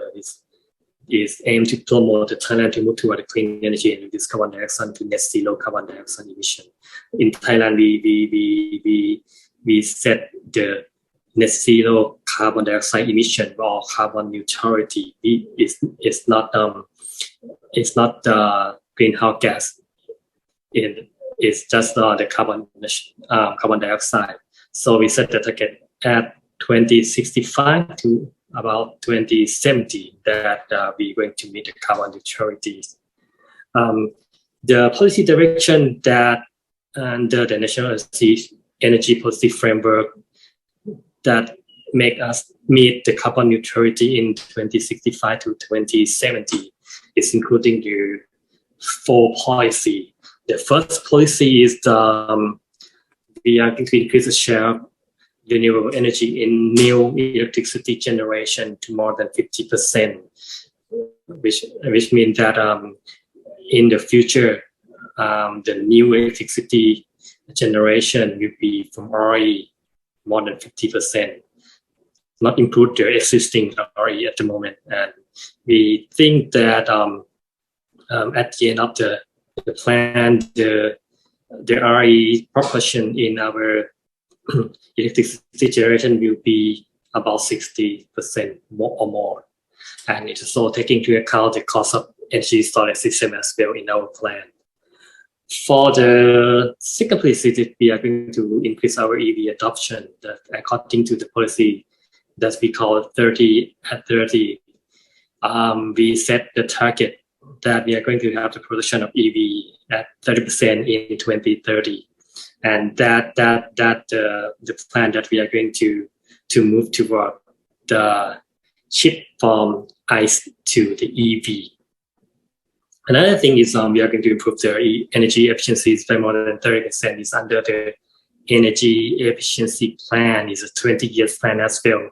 We have 5 plans. I will talk about the long-term plan later, but we have 5 plans at the moment. So also under the Ministry of Energy itself, we have the policy we call the 4D needed to support energy transformation. The first is the digitalization, the second is the decarbonization, electrification, decentralization, and deregulation. And all the 41E, we think that it's going to support energy transformation because of this, in terms of distributed energy resources that will coming in the future is enable the big data-driven alignment of supply and demand. Also, the data-driven asset strategy, including preventative and condition-based maintenance and predictive outage. We are going to think about the smart grid, the smart pipe that allow automated control to improve network business, resiliency, safety, and efficiencies. Also, is taking into account customer interaction governed by analysis of customer journey, segmentation, personalized communication, and also include a platform that support the distributed energy resource and marketplace that the 4D1E under the Ministry of Energy. This is the one that the framework will have an impact on the long-term energy plan. At the moment, we have 5 long-term energy plans. It starts with the power development plans in the power sector. Another plan is the natural gas plan. We have the oil plan. We have the RE plan. We call it Alternative Energy Development Plan, or AEDP. And we have the Energy Efficiency Plan, is the EE. So it's all 20 years plan. It starts from 2018 and it's end at 2037. It's 20 years plan. In terms of power, what we are going to do, we are going to increase our share in power plants. We are going to reduce production from high emission fuels and low efficiency power plants. And we are going to develop a technology for utilization of and storage of carbon. We are going to develop the new electrical system infrastructure. We call it grid modernization that could manage the power system in the smart grid technology. We are going to improve the forecasting and control of power system up to date. And also in power sector, the decentralized power generation and infrastructure that will coming in the future. We are going to make a guideline for improving the electricity business structure to support potential trading pattern, to change the form of energy used to electrical energy. In terms of natural gas, we are going to promote the use of LNG. We are going to develop a system for up-to-date potential assessment and supervision of petroleum resources, managing import of LNG from aboard. We are going to develop natural gas infrastructure and support the use of decentralized natural gas when energy is coming. We think about the decentralized use of natural gas as well. We are going to liberalize natural gas business by improving the barrier to regulation and developing the natural gas price structure and promote full competition. In terms of oil, we are going to improve the refinery standard to have the oil quality equivalent to Euro 5 and Euro 6 of Europe. We are going to promote the proper use of low carbon fuels and biofuels and adjust the oil price structure to reflect the cost. We are going to control and collect the fuel information and develop and promote the conversion of heat from LPG in the household sector to electric stoves. In terms of RE, or renewable energy, we are going to assess the renewable energy potential of the country, promote and develop the decentralized renewable energy generation mechanism. We are going to build a platform and develop the data center for digitally controlled renewable energy and set up measures to encourage more investment in renewable energies. We need to develop biomass market for electricity and heat generation as the best country for bioeconomy, and going to study and develop the use of hydrogen. In terms of EE, energy efficiency, we are going to set new optimization goals. We are going to develop a measure to promote energy efficiency improvement, to cover all sectors, improve the regulation, and set measures to create market mechanism to promote energy conservation. We aim to promote investment in energy efficiency technology market. We aim to develop technology to manage energy efficiency and support new energy technology. We are going to develop infrastructure to support energy efficiencies in the future, such as the charging station infrastructure. For the Thailand policy and national planning related to the smart grid, as I mentioned earlier, we have the smart grid master plan, and you can see that why we have the smart grid master plan, because if you look at the grid, the existing grid at the moment is we call it conventional grid. It's a one-way electricity flow from generating source to consumers. That is structure, the power structure at the moment that we have. We have no exchange of data on generation and consumption. We have limited participation of consumer electricity management. But when the technology changed, we have seen that the renewable energies play a vital role in the power system, the distributed energy resources coming. So the grid has to be smarter. to support the two-way flow of electricity and data. We have to have the data on generation consumption. We have to have the participation of customer in the electricity management that requires a smart grid. The key driver for development of the Thai smart grid, as I mentioned earlier, when we see the existing system, we see the problem that when technology changes, whenever it's coming, reliability of power system and quality of power has changed, and power demand is increases, and we have faced the shortage of fossil fuel. Now the fossil fuel price so is going to go higher, and also the inverted power flow in the power system is a problem at the moment that we face. And in terms of global energy development trend, we have seen that there's development of decentralized power system, distributed generation. You can see the sustainability development power industry with environmental conservation. We have seen the development of electric vehicles, EV. We have seen the cross-border power system interconnection. And in terms of the government policy itself, as I mentioned earlier, that we have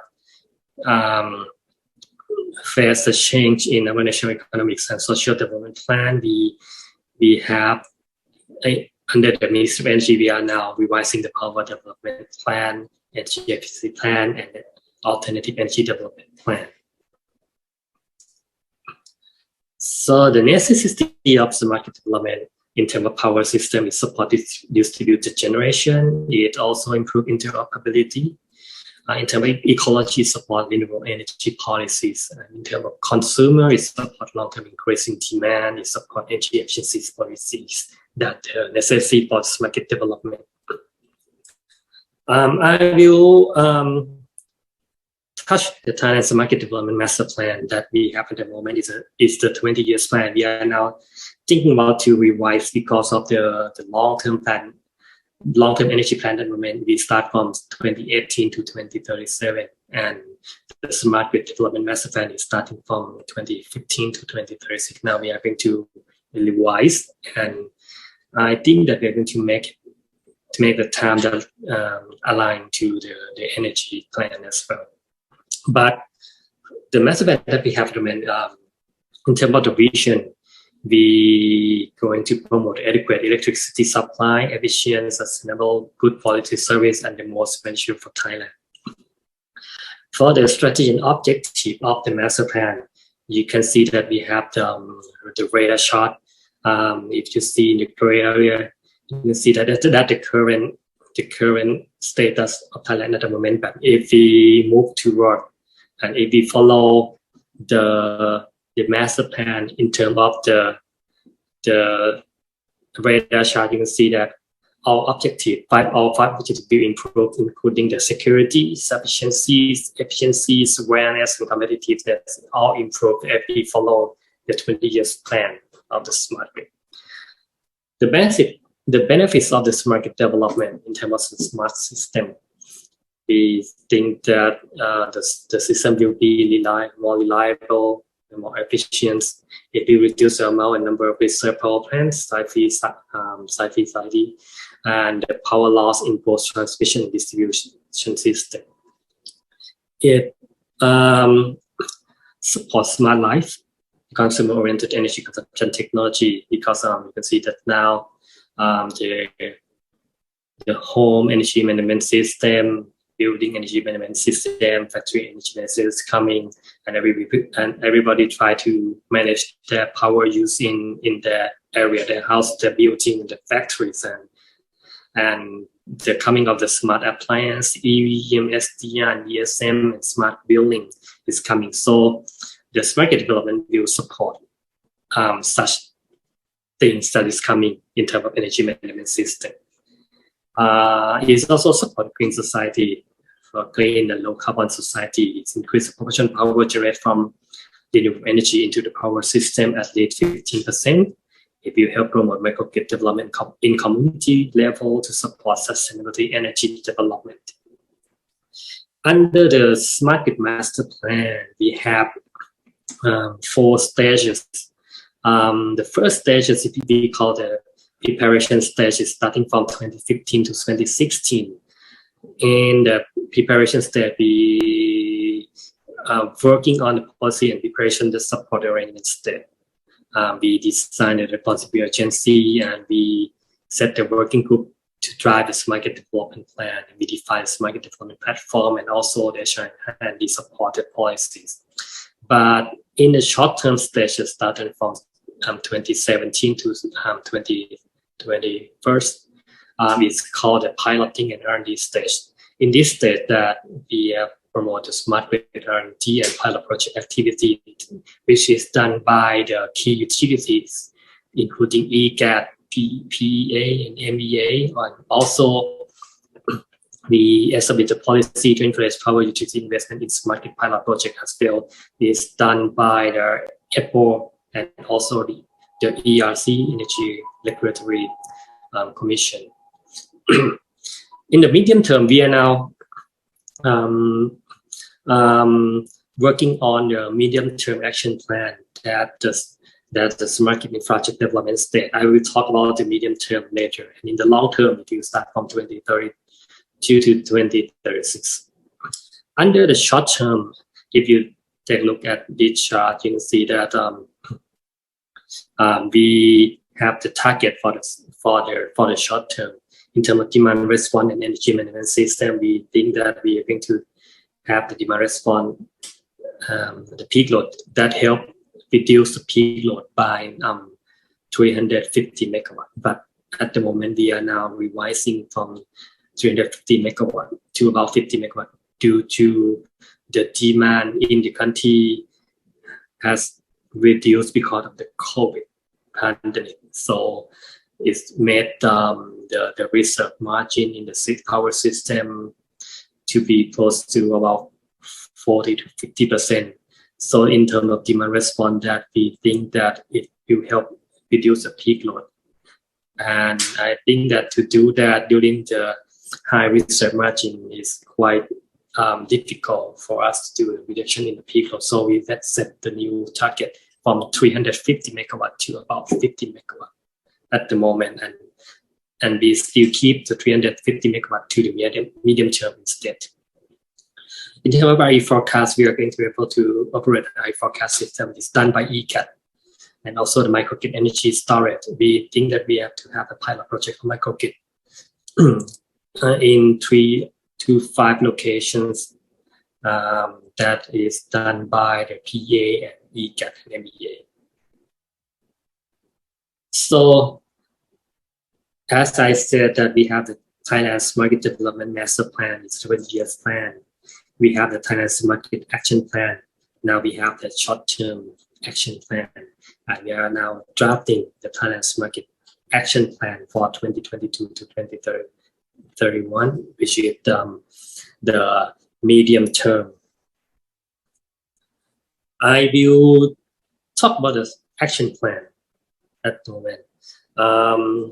In terms of the short-term action plan I mentioned earlier, we have divided our short-term action plan in 3 pillars. The first pillar the first pillar is the demand response energy management system. The second pillar is the RE forecasting system, and the third pillar is the microgrid and energy storage. And in terms of administration, it's done by the EPO and ERC. We are going to do some kind of the policy support. That the short term. Most of the activities in the short term will be R&D, research and development, and a pilot project. You can see in this area that in the smart grid, you can see that the NCC is done by EGAT National, is NCC and National Control Center. We developed the demand response control center as well during the short term. We also established the RE forecast center is done by EGAT as well.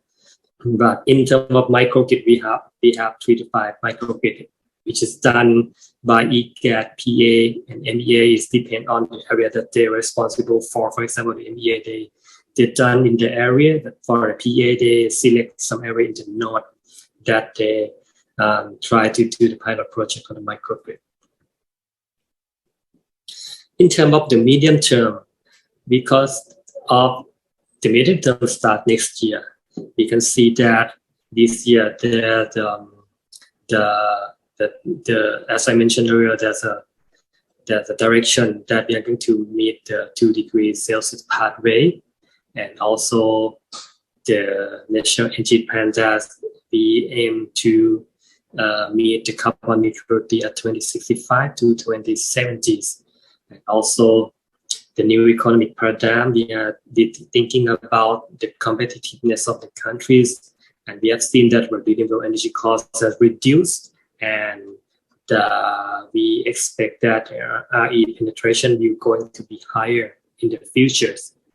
And we have had a smart grid modernization plan. So altogether, we think about what we are going to do in the medium term of the smart grid action plan. In this picture, you can see that the zero emission comes from the REE and EV, and that help reduce the CO2. And also we need a more flexible power system and flexibility resources. We have seen that the resources have been distributed around the country. So we need a smart grid infrastructure, we need the resource promotion, we need a pro-R&D and innovation, we need digital infrastructure that will help us support the smart grid action plan. And then in terms of the smart grid, we have the grid modernization that's done by the 3 utilities in Thailand, PA, EGAT, and MEA. And also we have the distributed energy resources that support by the demand response energy management system, microgrid, prosumer, and EV. We have a RE forecast, and we also trying to develop the data center that emit technology for million resources, because of when distributed energy resources coming, when we have the grid modernization, when we have a RE forecast, we need data. It's called the big data. We need the cybersecurity. So we need the data center to support the coming of the smart grid. Also, we need the research and development.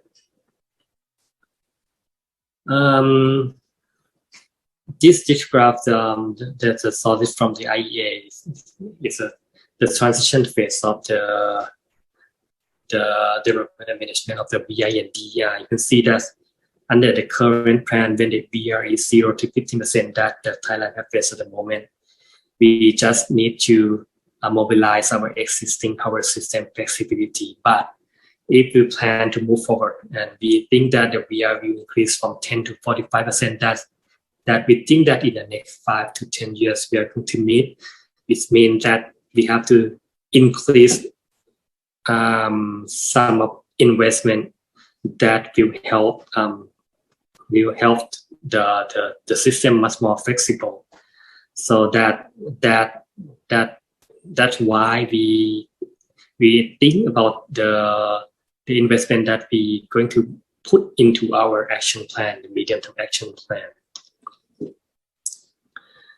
I will skip this slide because I already mentioned that we are going to have the DR. We have the DR aggregator. It's back at the virtual power plants. We have RE forecasting, and it will help the power system to be much more flexible. For the medium term, we divide the pillar from 3 in the short term to be 5. For the first pillar, we still think about the demand response energy management system. The second pillar will also the RE forecast. The third pillar will be the microgrid and prosumer, but we increase the 4 and 5 pillar because it's include the energy storage system and EV integration. That we we try to divide into 5 pillars in our new medium-term action plan. The benefit of the Smart Grid Development Action Plan in the medium term, we have think about the dilemma, the energy dilemma, because if we want to move toward the medium term, we have to think about the energy security, energy equity, and environmental sustainability and energy system. In terms of the decarbonization, we think about the REA penetration, CO2 reduction. In terms of the security, we think about the resilient energy system, diversity of electricity generation, energy storage systems, and also the stability of the system. In terms of affordability, the energy equities, we think about the access to modern energies and affordability to of electricity for residents. That's the one that the energy dilemma that we have set as an umbrella for our medium-term action plan. The last topic that I would like to present today is the REA deployment in Thailand. I will update you the Thailand Renewable Energy Plan. You can see that starting from 2009, at that time we called Renewable Energy Development Plan, but the name has changed in 2011 to Alternative Energy Development Plan, and then we already have 5 long-term. We have already devised 5 times already for the Alternative Energy Development Plan. You can see the target of solar starting from 2009. At that time, we set a target of 500 megawatt. But if you take a look at our latest Alternative Energy Development Plan 2018, you can see that the target of solar is almost 15,000 megawatt.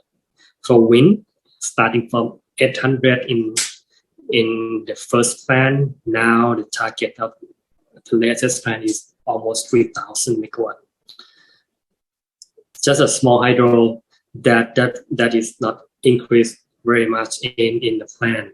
But for the biomass and biogas, you can see that the target has increased as well from 3,700 megawatt to about almost 5,800 megawatt.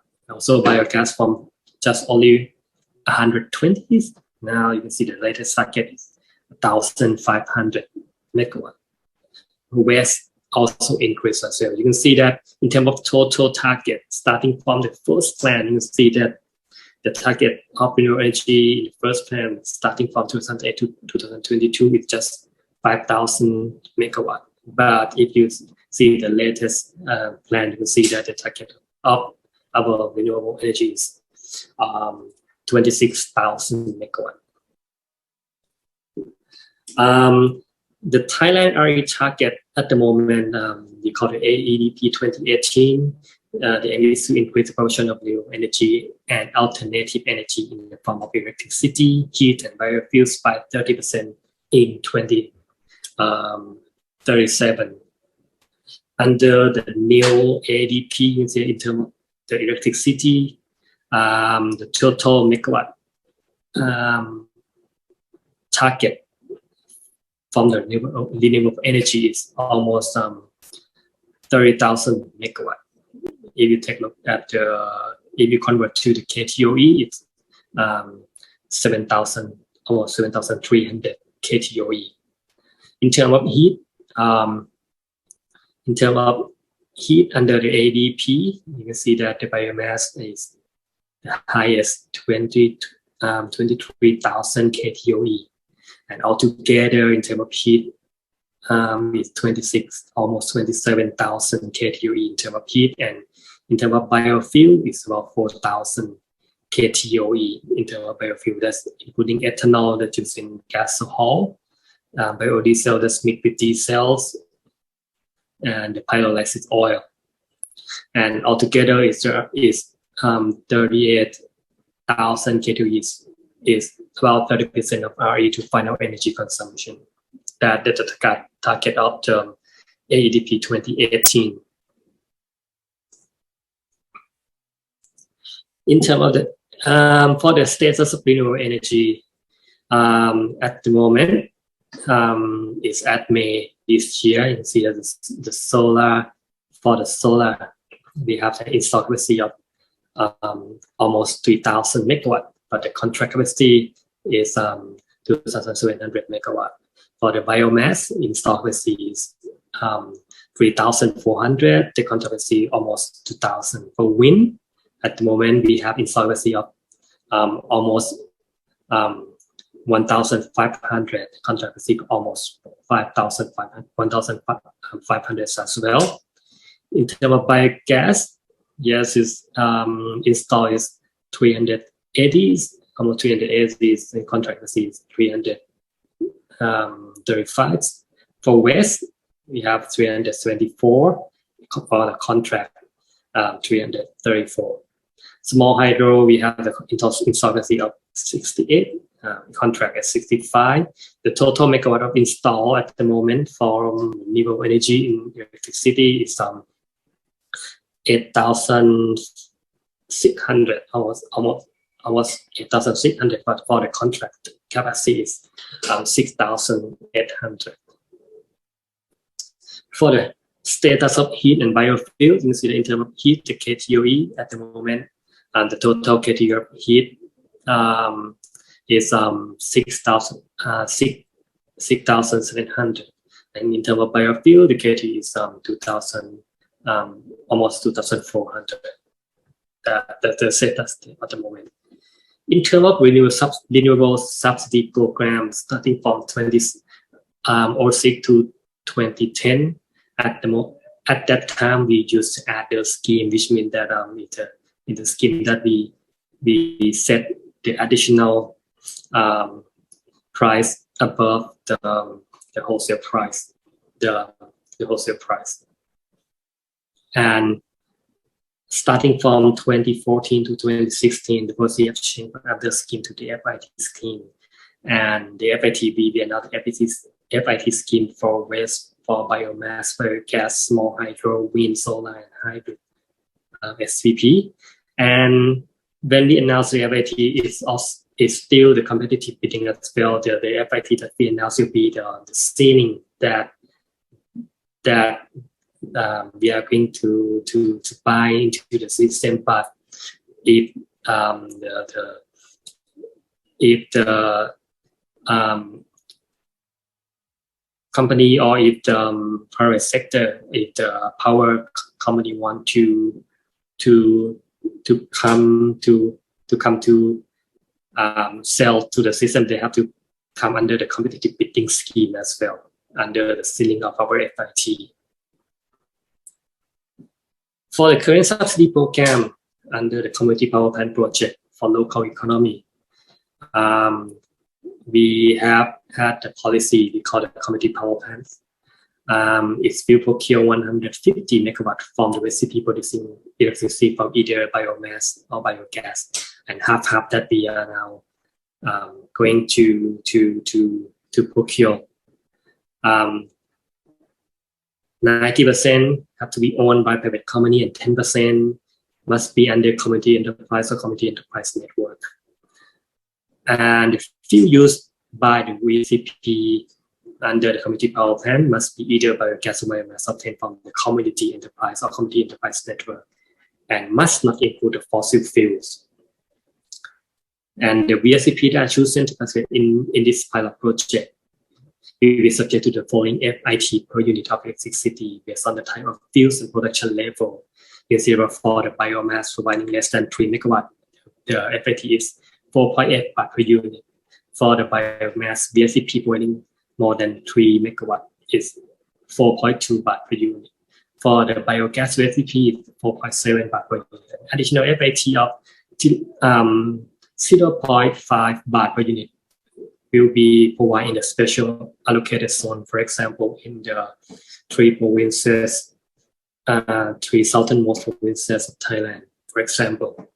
And the result of the electricity procurement selection have 43 participant contract capacity of almost 150 megawatt. And the commercial operation there, the COD will be set for within the end of November 2024. The last slide, we talk about the community power plant project for local economy. It will help promote renewable energy. The community own the power plant. The community accepted in development of power plant. It's involved. The community involved in generating, using, distributing electricity. It's the local power system is stable, and it's promoting generate income for local economy. That's a framework for community power plants projects. Thank you for your attention. That's all I have to say in this morning. Thank you very much.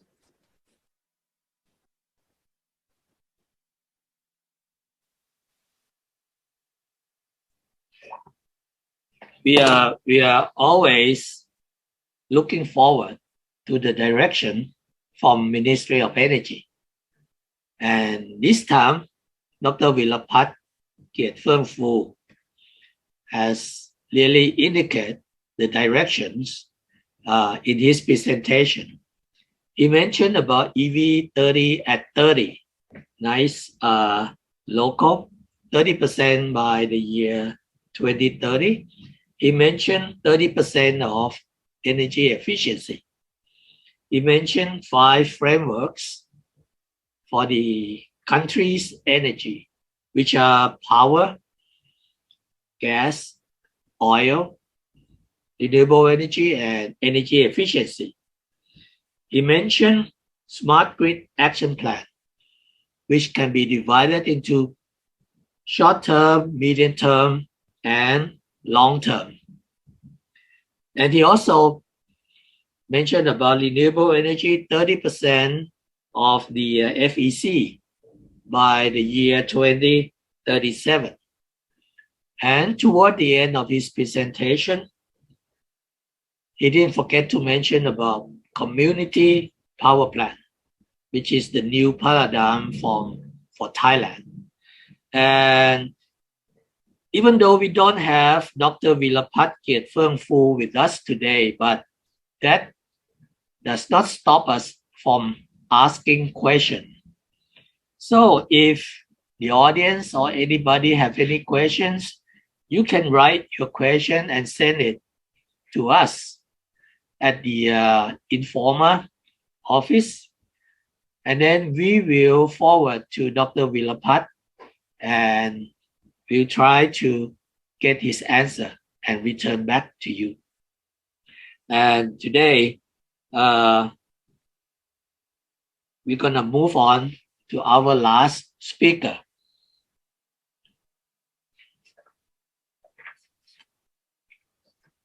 Our last speaker is an expert in electronic and photonic system engineering. He received his PhD from Kochi University of Technology, Japan. He is leading the Intelligent Electronic System Research Laboratory, Faculty of Engineering, Thai Nishi Institute of Technology. He is also the Director, Strategic Business Units, Innovation, Panat Assembly Company Limited, and today he will give a presentation on an important role of energy storage system, ESS, in renewable energy development. Please welcome Dr. Vimon Sanum.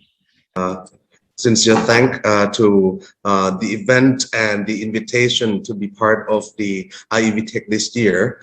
May I share my slide, please?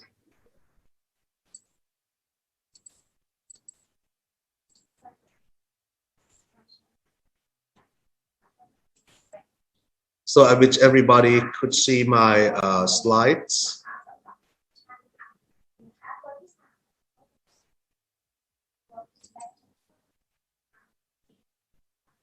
Okay, so for my talk today, I will talk about the role of battery energy storage systems in renewable energy development. And I myself, Vimon Sanum. Today, I will be speaking on behalf of Panat Assembly.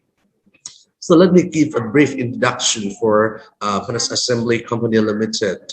As everybody has been discussing a lot about the strategy, about the roadmap and the global supply in terms of renewable energy. And for Panas Assembly, we are a 100% Thai company, where in which the vision from CEO is to be a reputable global technology provider of mobility, infrastructure, and sustainability. And we're aiming at aiming to be listed on the Thai Stock Exchange by 2025. And the head office is in Panadikom, Chonburi, and we have core services center of about 200 centers throughout the countries, and we have some affiliate company called Bliss Fox, and also we have Panas Oceania there in Australia. Of course, we are heading to the 50 years of experience, and we have manufactured over 100,000 products in the market with the capital of 9 million USD. Our company has for strategic business unit, logistics, aviation, international, and innovation. I myself is responsible for the innovation business. And here is the roadmap for the EV. Of course, in the year 2019, we had launched the world's first largest electric pushback tractor, F1 350 at Las Vegas, the States. This is the largest BEV pushback tractor used in the airport. And then in 2019, the medium size of F-120 was introduced to the market. And the year 2020, we got some grant from the government to convert the electric trucks. And 2021, in Q1, we also developed the autonomous feeders together with NASDA, and we have the MOU with EGAT and NASDA for BSS, and this is the story that I got to speak today. And this year, we also focus on the micromobility, where the electric scooters will be developed and the battery swapping system as well.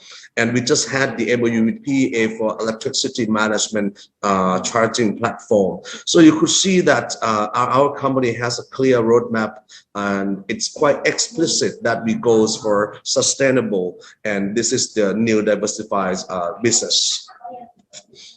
And let's come back to the renewable energy. So my question is, where is the energy resources?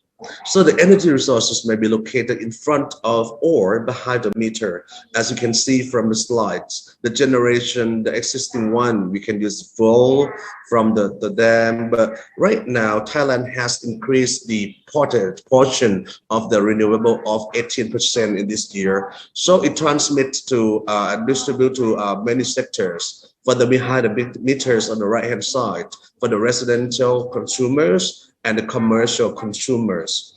The business will play an important role for sure, because we need to stabilize the renewable energy.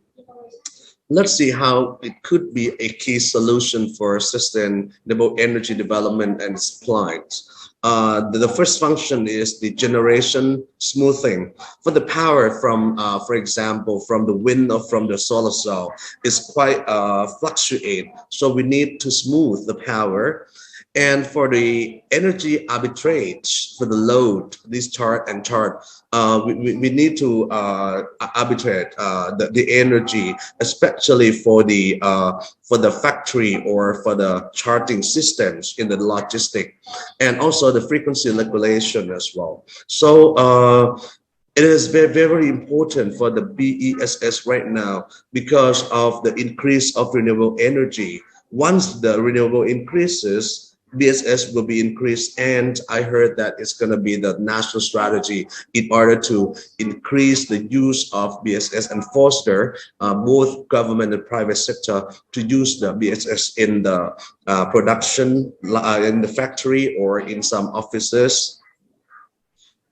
And when we talk about the battery ESS or BSS, so here is the World Academic Forum in 2019. They forecasted that in the year 2020, with supports to the 30-30 policy of the government, it will be 14 times increase from the year 2018. So the numbers of battery needs has been increased very significantly.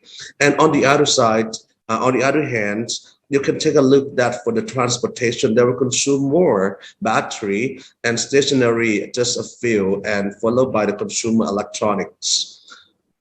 And the market forecast, I'll focus on two applications. On the one hand, it's a grid-related application. So it involves the ancillary services, the peaking capacity, energy shifting, transmission, distribution, reside PV storage, and also EV charging. I think that there are many applications for the grid-related application. And if we take a look in the year 2020, it will be about 140 or 150 gigawatt hour. But on the other hand, for the transportation sector, I think the need for battery will be a huge demand. In the year 2030, it has been predicted to be about 1,500 gigawatt hour, and it goes for the light duty vehicles, followed by electric buses and the heavy duty trucks. And panels assembly, of course, we are doing trucks and transportation and logistics businesses.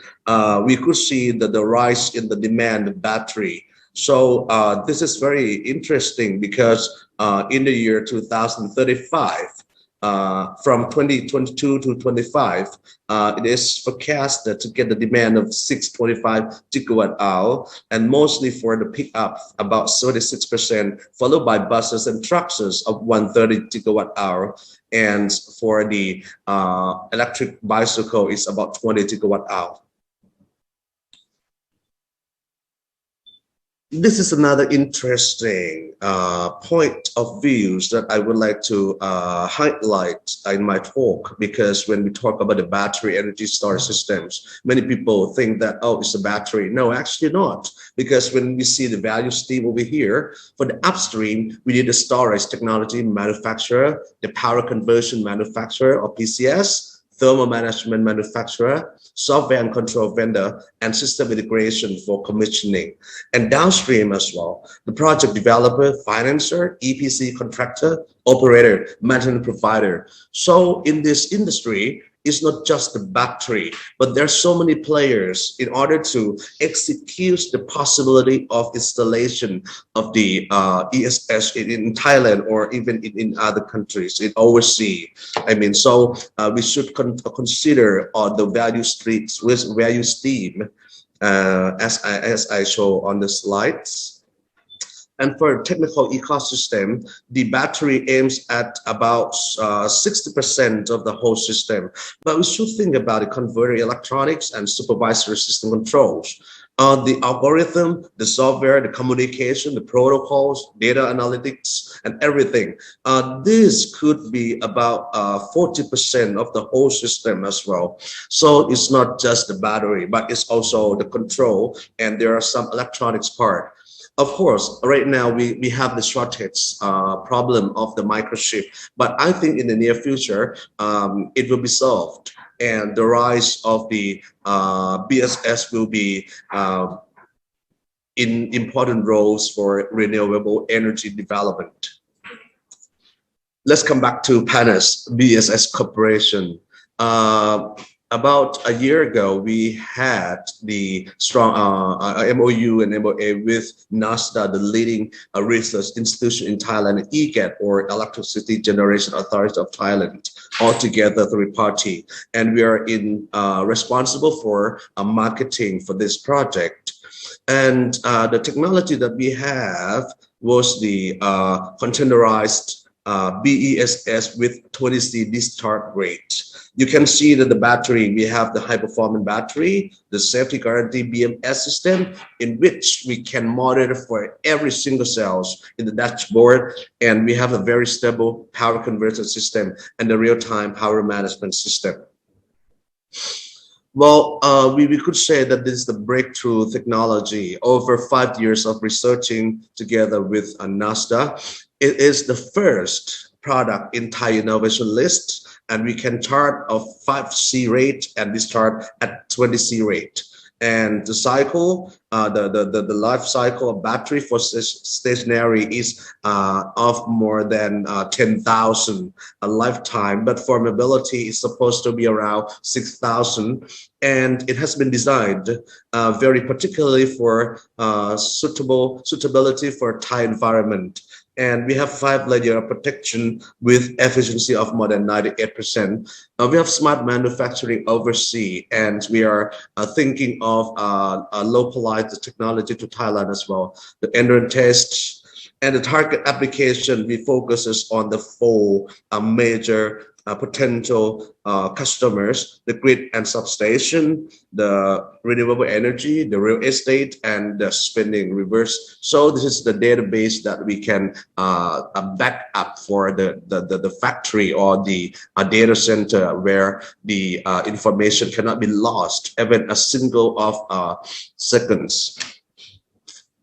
Here is the landscape. Here is the landscape of our clients. Of our clients. So we have some of the clients that they will have the PPA, the private PPA. So they need some of the BESS in order to stabilize the electricity. Without the BESS, what's going to happen if we connect the renewable energy, for example, the solar roof, directly to the electricity system of the factory? If there are some kind of unstable system happens, it might cause some of the failures or malfunction in the production lines and the electronic system. So BESS will play a very, very important role as the barrier, to protect all the systems, the factory. This is just the example of our clients. And also for the charging station also require BESS. A few days ago, we had the MOU, a cooperation with PVA, or the Provincial Electricity Authority of Thailand. So they're gonna use the voter platforms and expand more than 100 of DC charger stations. And Panels Assembly is a leading transportation and logistics. We produce trucks and many vehicles in all ranges. So in order to increase the number of the charging station, especially for the DC charger, it has about 150 kilowatt at least. But if you need more than that, like 300 kilowatt, or we need number of chargers more than that, so it requires electricity, and we need the backup. The backup is very important. So you could see here is the BESS that could be equipped with the charging station, and it would definitely help to sustain the electricity and make sure that the operation of the trucks or buses or even the passenger cars can charge with no unstabilization of the electricity.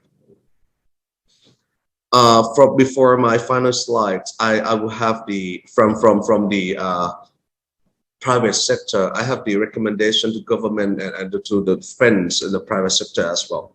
I think the first thing we should do is the BESS sandbox establishment. So because right now we have some places like from EGAT, but in the factory I don't see that much. So the sandbox might be the good start in order to foster ESS as a service business model. And there will be the accessibility to finance and investment loan.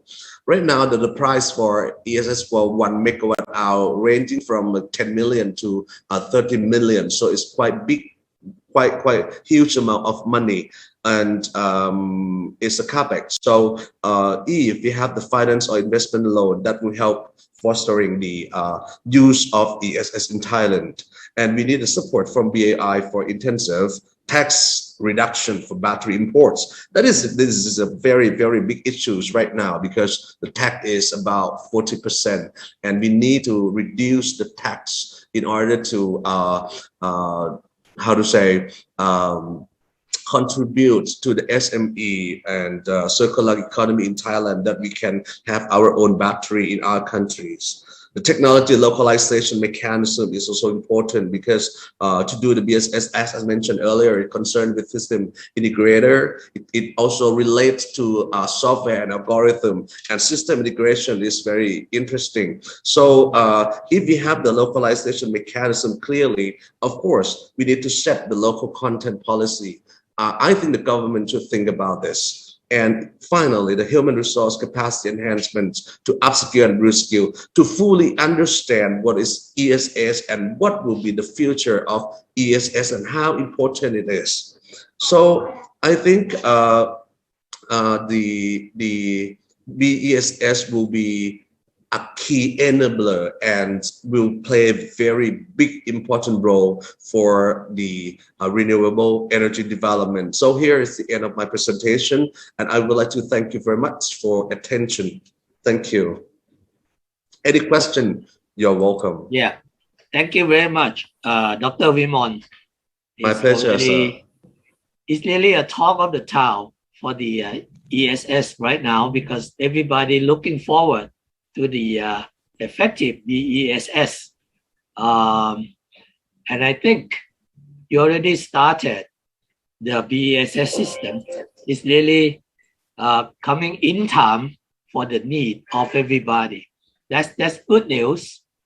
And I haven't seen any question from the audience, but I won't keep you here for the whole days. It's out of my, I only have one question out of my curiosity. Yes, welcome, sir. I hope you don't mind.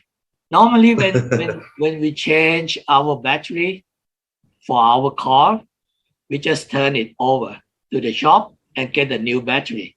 And then we forget about, actually didn't forget, it's just that we didn't pay attention to what happened to the battery afterlife.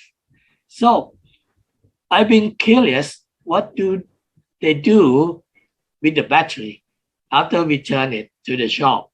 And I'm just curious, what is the battery life for the new generation, and how would we dispose the batteries after use? Would you mind saying something more about that, please? Thank you very much, sir. Very good question, and many people also have this curiosity as well. Actually, right now we are using the new technology, and as everybody knows, that the life cycle is about 5 to 6 years. So after that, it will be the second life. Right now, we are discussing seriously how to standardize or set the standard first for the second life battery. Because the second life battery, we cannot dispose it because there are some environmental problems afterwards. So we can use as a second life, but we need to set the standard. And we can use for the UPS, for example, and we can use for the portable devices, for example. Further than that, we can have the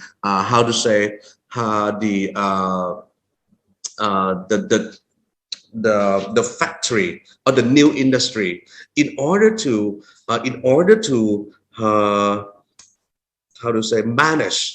manage as the critical garbage. We can separate the cells to get some of the lithium, some of the manganese, or some of the chemical in there. But I don't think that it's going to happen very, very shortly, maybe in the next 5 or 10 years. So that is the big industry. In Japan or in Europe, there are some company doing this kind of chemical process to separate and get back the lithium for reuse or recycle, sir. But in Thailand, it is quite early to start, but it's better to think about the new in the future, sir. Thank you very much for your question. Thank you. Yep. Thank you very much. And my pleasure, sir. Yes, and that is very informative and very useful to all of us. And to the closure of this plenary session, I would like to express my appreciation to all speakers, supporting team, and the audience who make this session successful. And I hope the information from the speakers are useful to the audience. Again, thank you to you all. And I turn the stage back to Miss MC. Thank you. Thank you for Dr. Atikom Bangviwath, the moderator of this section. And of course, thank you to all the panelists of this section for sharing with us on clean energy transition for post-COVID resilience in ASEAN. Thank you. All right, ladies and gentlemen, before we end the session, I would like to invite all of you to visit our virtual marketplace.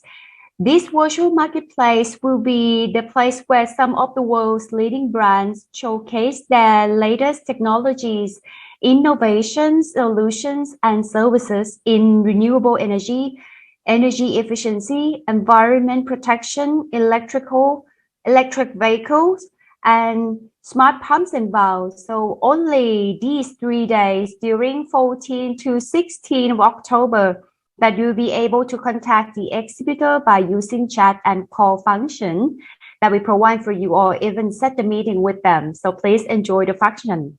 So thank you very much for every one of us here for joining us in this section, and we're looking forward to see you again for next year during the 14 to 16 of September 2022 at Queen Sirikit National Convention Center, Bangkok, Thailand.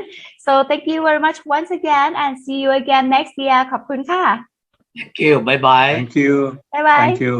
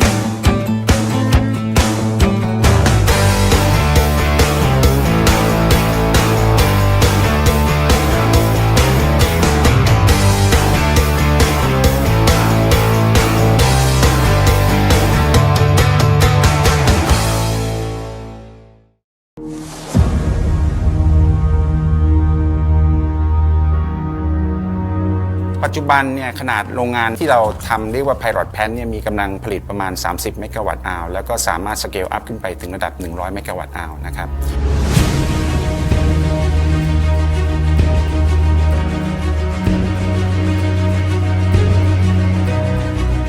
เรามีความมั่นใจครับว่าถ้าตลาดมันพัฒนาขึ้นไปตามเทคโนโลยีที่มีเนี่ยเราจะสามารถเข้าถึงการผลิตไม่ว่าจะเป็น30เมกะวัตต์ในปัจจุบัน100เมกะวัตต์และรวมไปถึงกิกะวัตต์อาวที่เรากำลังจะมาถึงครับ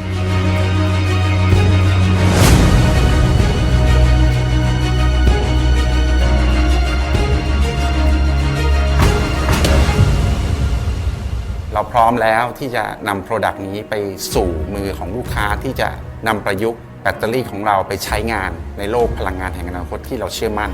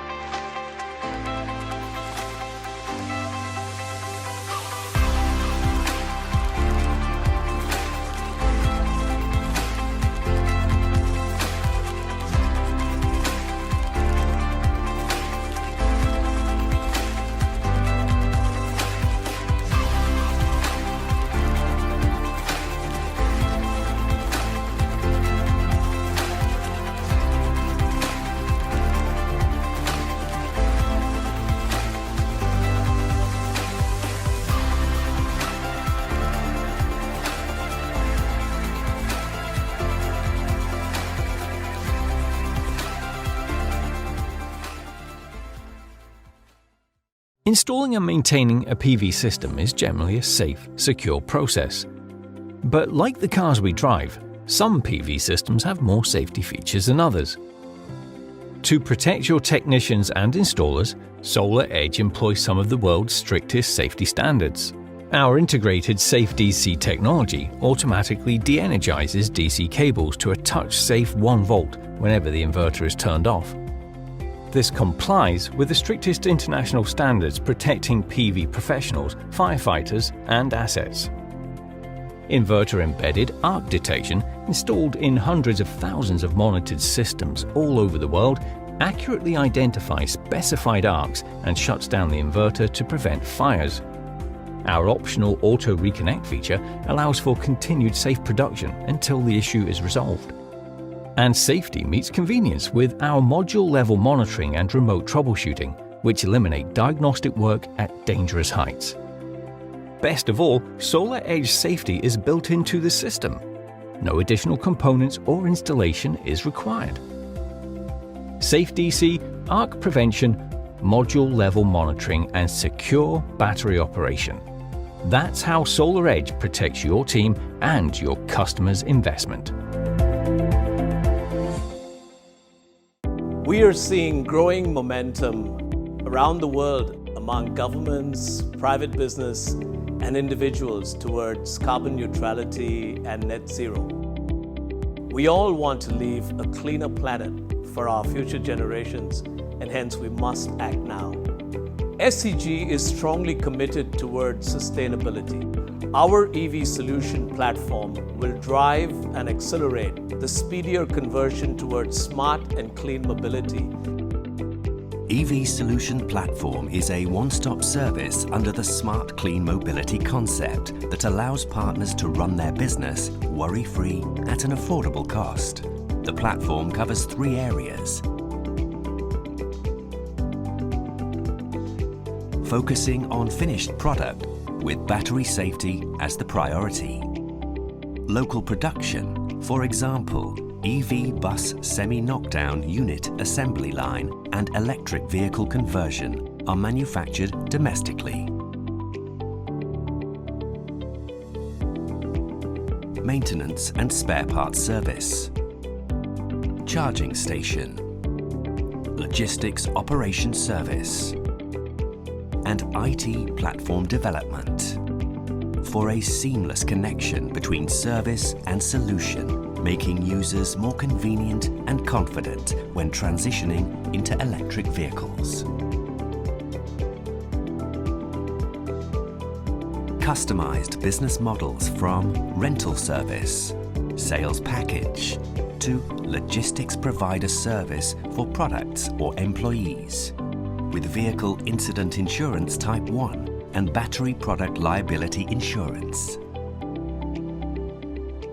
Our one-stop service creates an EV ecosystem that offers worry-free solutions at an affordable cost for our partners. It is also environmentally friendly as electric vehicles emit less carbon dioxide and PM 2.5, resulting in a better quality of life. I would like to invite all our partners and stakeholders to join us in this exciting journey. We're passionate towards delivering smart, clean mobility to our customers. We will do this, we will make this happen by engaging with all of you in a spirit of trust. And most importantly, we will grow together. SCG International, trusted international business partner.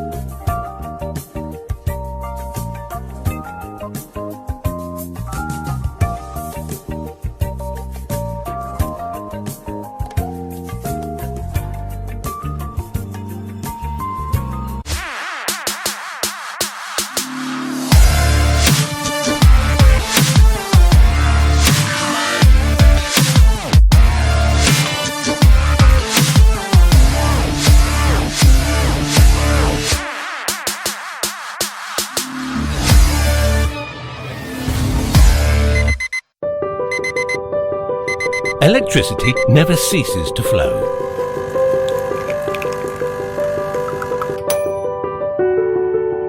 Electricity is everywhere.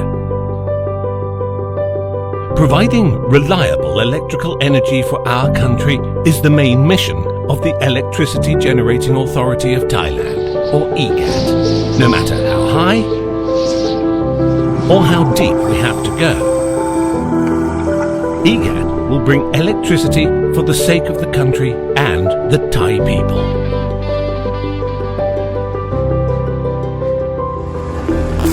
Under the vision, Innovate Power Solutions for a Better Life, EGAT generates electricity with reasonable fuel management. This creates a balance between stability, price, and environmental care. Additionally, EGAT purchases electricity from independent power producers, small power producers, and from neighbouring countries. Electricity is transmitted via the EGAT power transmission grid that stretches across the country to electricity distributors to meet the demand of each sector. EGAT also sells electricity to neighbouring countries to create power system stability for the region. EGAT aims to increase the organisation's capability through research and innovative development of electricity generation. To support future needs, electricity generation is conducted with a hybrid system. In addition, the Battery Energy Storage System, or BESS, that supports grid modernisation also allows EGAT to access the international renewable energy market. The National Control Centre, or NCC, and the Renewable Energy Control Centre help manage renewable energy effectively. Security of the electricity system is prioritised for both the present and future needs of renewable energy, in accordance with the government's policy and power development plan. EGAT uses its organisational assets to conduct electrical industry businesses.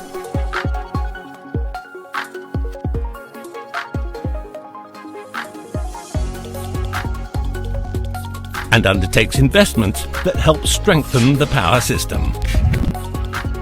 EGAT Innovation Holding Company Limited was established to efficiently conduct business relating to electrical innovation. EGAT helps create a high-quality society by sharing knowledge with the community.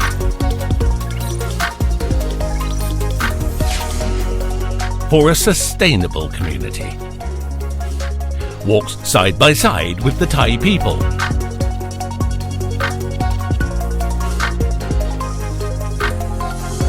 And protects the environment with consciousness and technology.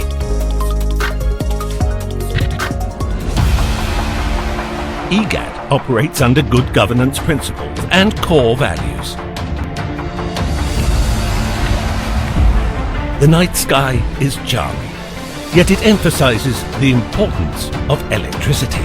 EGAT promises that Thailand's electricity system will always be secure, stable and reliable. EGAT has driven itself into a century of innovation, generating sustainable and eco-friendly electricity. EGAT, power for Thai happiness.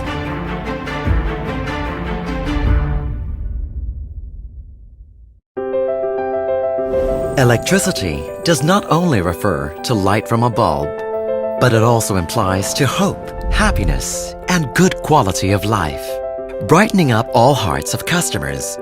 Therefore, the emerging of electricity generation in Thailand has evidently changed the people's lifestyles. In 1884 to 1960, initial stage of power supply in Thailand and PEA establishment. During the reign of King Chulalongkorn, King Rama V, electricity was introduced to Thailand in 1884 by Field Marshal Japraya Surasak Montri Cherm Sang Chuto when holding the title of Jamun Waiwaranat. Provincial Electricity Affairs was inaugurated after the establishment of Electricity Section under Public Health Department, the Ministry of Interior. A power plant was later constructed in Nakhon Pathom municipality and started its operation in 1930, followed by the establishment of Provincial Electricity Organization. The power supply was expanded to provincial areas and it stimulated local development. More and more power plants were constructed in districts and provinces.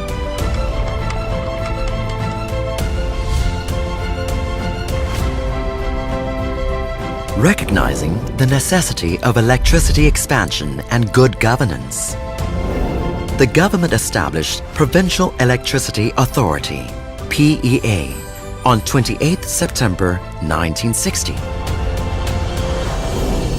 From 1960 to 1980, construction of power plants in provincial areas. At first, PEA's headquarters office was initially located on Rama 6 Road alongside Samsen Irrigation Canal and then moved to Ngam Wong Wan Road in Bang Khen District, Phrat Nakhon Province. The inauguration was held on 28 September 1971. Regarding the infrastructure development in Thailand, PEA had developed electricity generation systems under the National Economic and Social Development Plan 1 and 2. The generation system was an uphill mission at that time. PEA encountered considerable difficulties, including the expenses of machine installation and operation, the electrical distribution to various locations, the procurement of electric generators, the mechanic recruitment for installation, as well as the transportation of machines, electricity utility poles and electrical wires to some rural areas at which physical labor and small vehicle were necessary. The rapid growth of electricity demand became the PEA's motivation in transmitting electricity to every household in order to improve living conditions of people throughout the country. As a result, PEA formulated a master plan for power supply development in provincial areas. In responding to the increasing electricity demand, this has continuously encouraged development of electric power transmission to Thailand's remote areas. In 1981 to 1990, electricity system quality improvement to enhance business and industrial development. Power supply became the significant part of infrastructure and had an important role for the national progress in all aspects. Thus, PEA implemented the electrical distribution system to enhance the generating capability and to support electricity expansion. Diesel engine power plants were closed due to high cost but low efficiency. Electric current was instead transmitted from Electricity Generating Authority of Thailand, EGAT. As for the people living on the island, PEA laid down submarine cables for the first time in Thailand. From Khanom Electricity Substation to Got Samui, people there had enough energy to use since then. Furthermore, PEA began energy collecting from renewable resources, including hydropower and solar energy, to generate and transmit electricity to remote locations. Some energy was sent to the PEA's commercial operation to strengthen the stability of power system. Additionally, PEA employed advanced technology and efficient machinery to improve the operational system in order to offer excellent service and satisfy all customers. In 1991 to 2000, application of high technology to reach international service standard. PEA applied high technology to raise the power transmission and distribution standards. In responding to the growing demand in businesses and industrial sectors, PEA improved power supply efficiency with a better distribution system of 115 kilovolt power station, Modern technology was employed to manage electricity distribution system. Supervisory control and data acquisition, SCADA, was adopted to automatically control electricity distribution.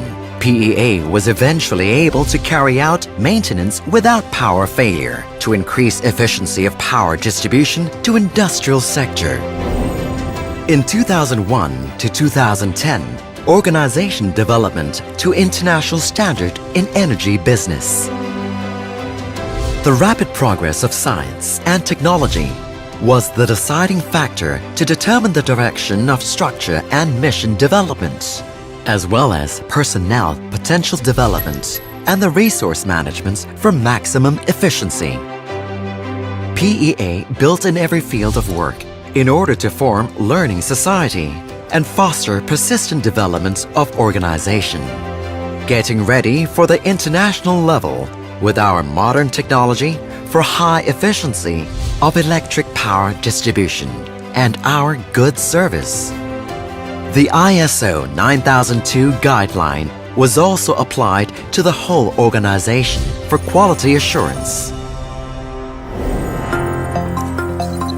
In 2011 to 2020, a journey to digital utility. Regarding the concept of customer-centric services, PEA provides a positive customer experience with easy and quick service everywhere. The organization has changed some CSR business strategies to CSV, creating shared value and operating to satisfy stakeholders' demands in order to become a sustainable business. Aiming for an excellent organization in the electric power industry, PEA improves efficiency of every working system, fulfills expectations of customers, and manages the organization according to good governance principles. Move forward with human resource, digital technology, and innovation. Let's create shared value to society and environment with digital technology and go on a journey to digital utility. PEA.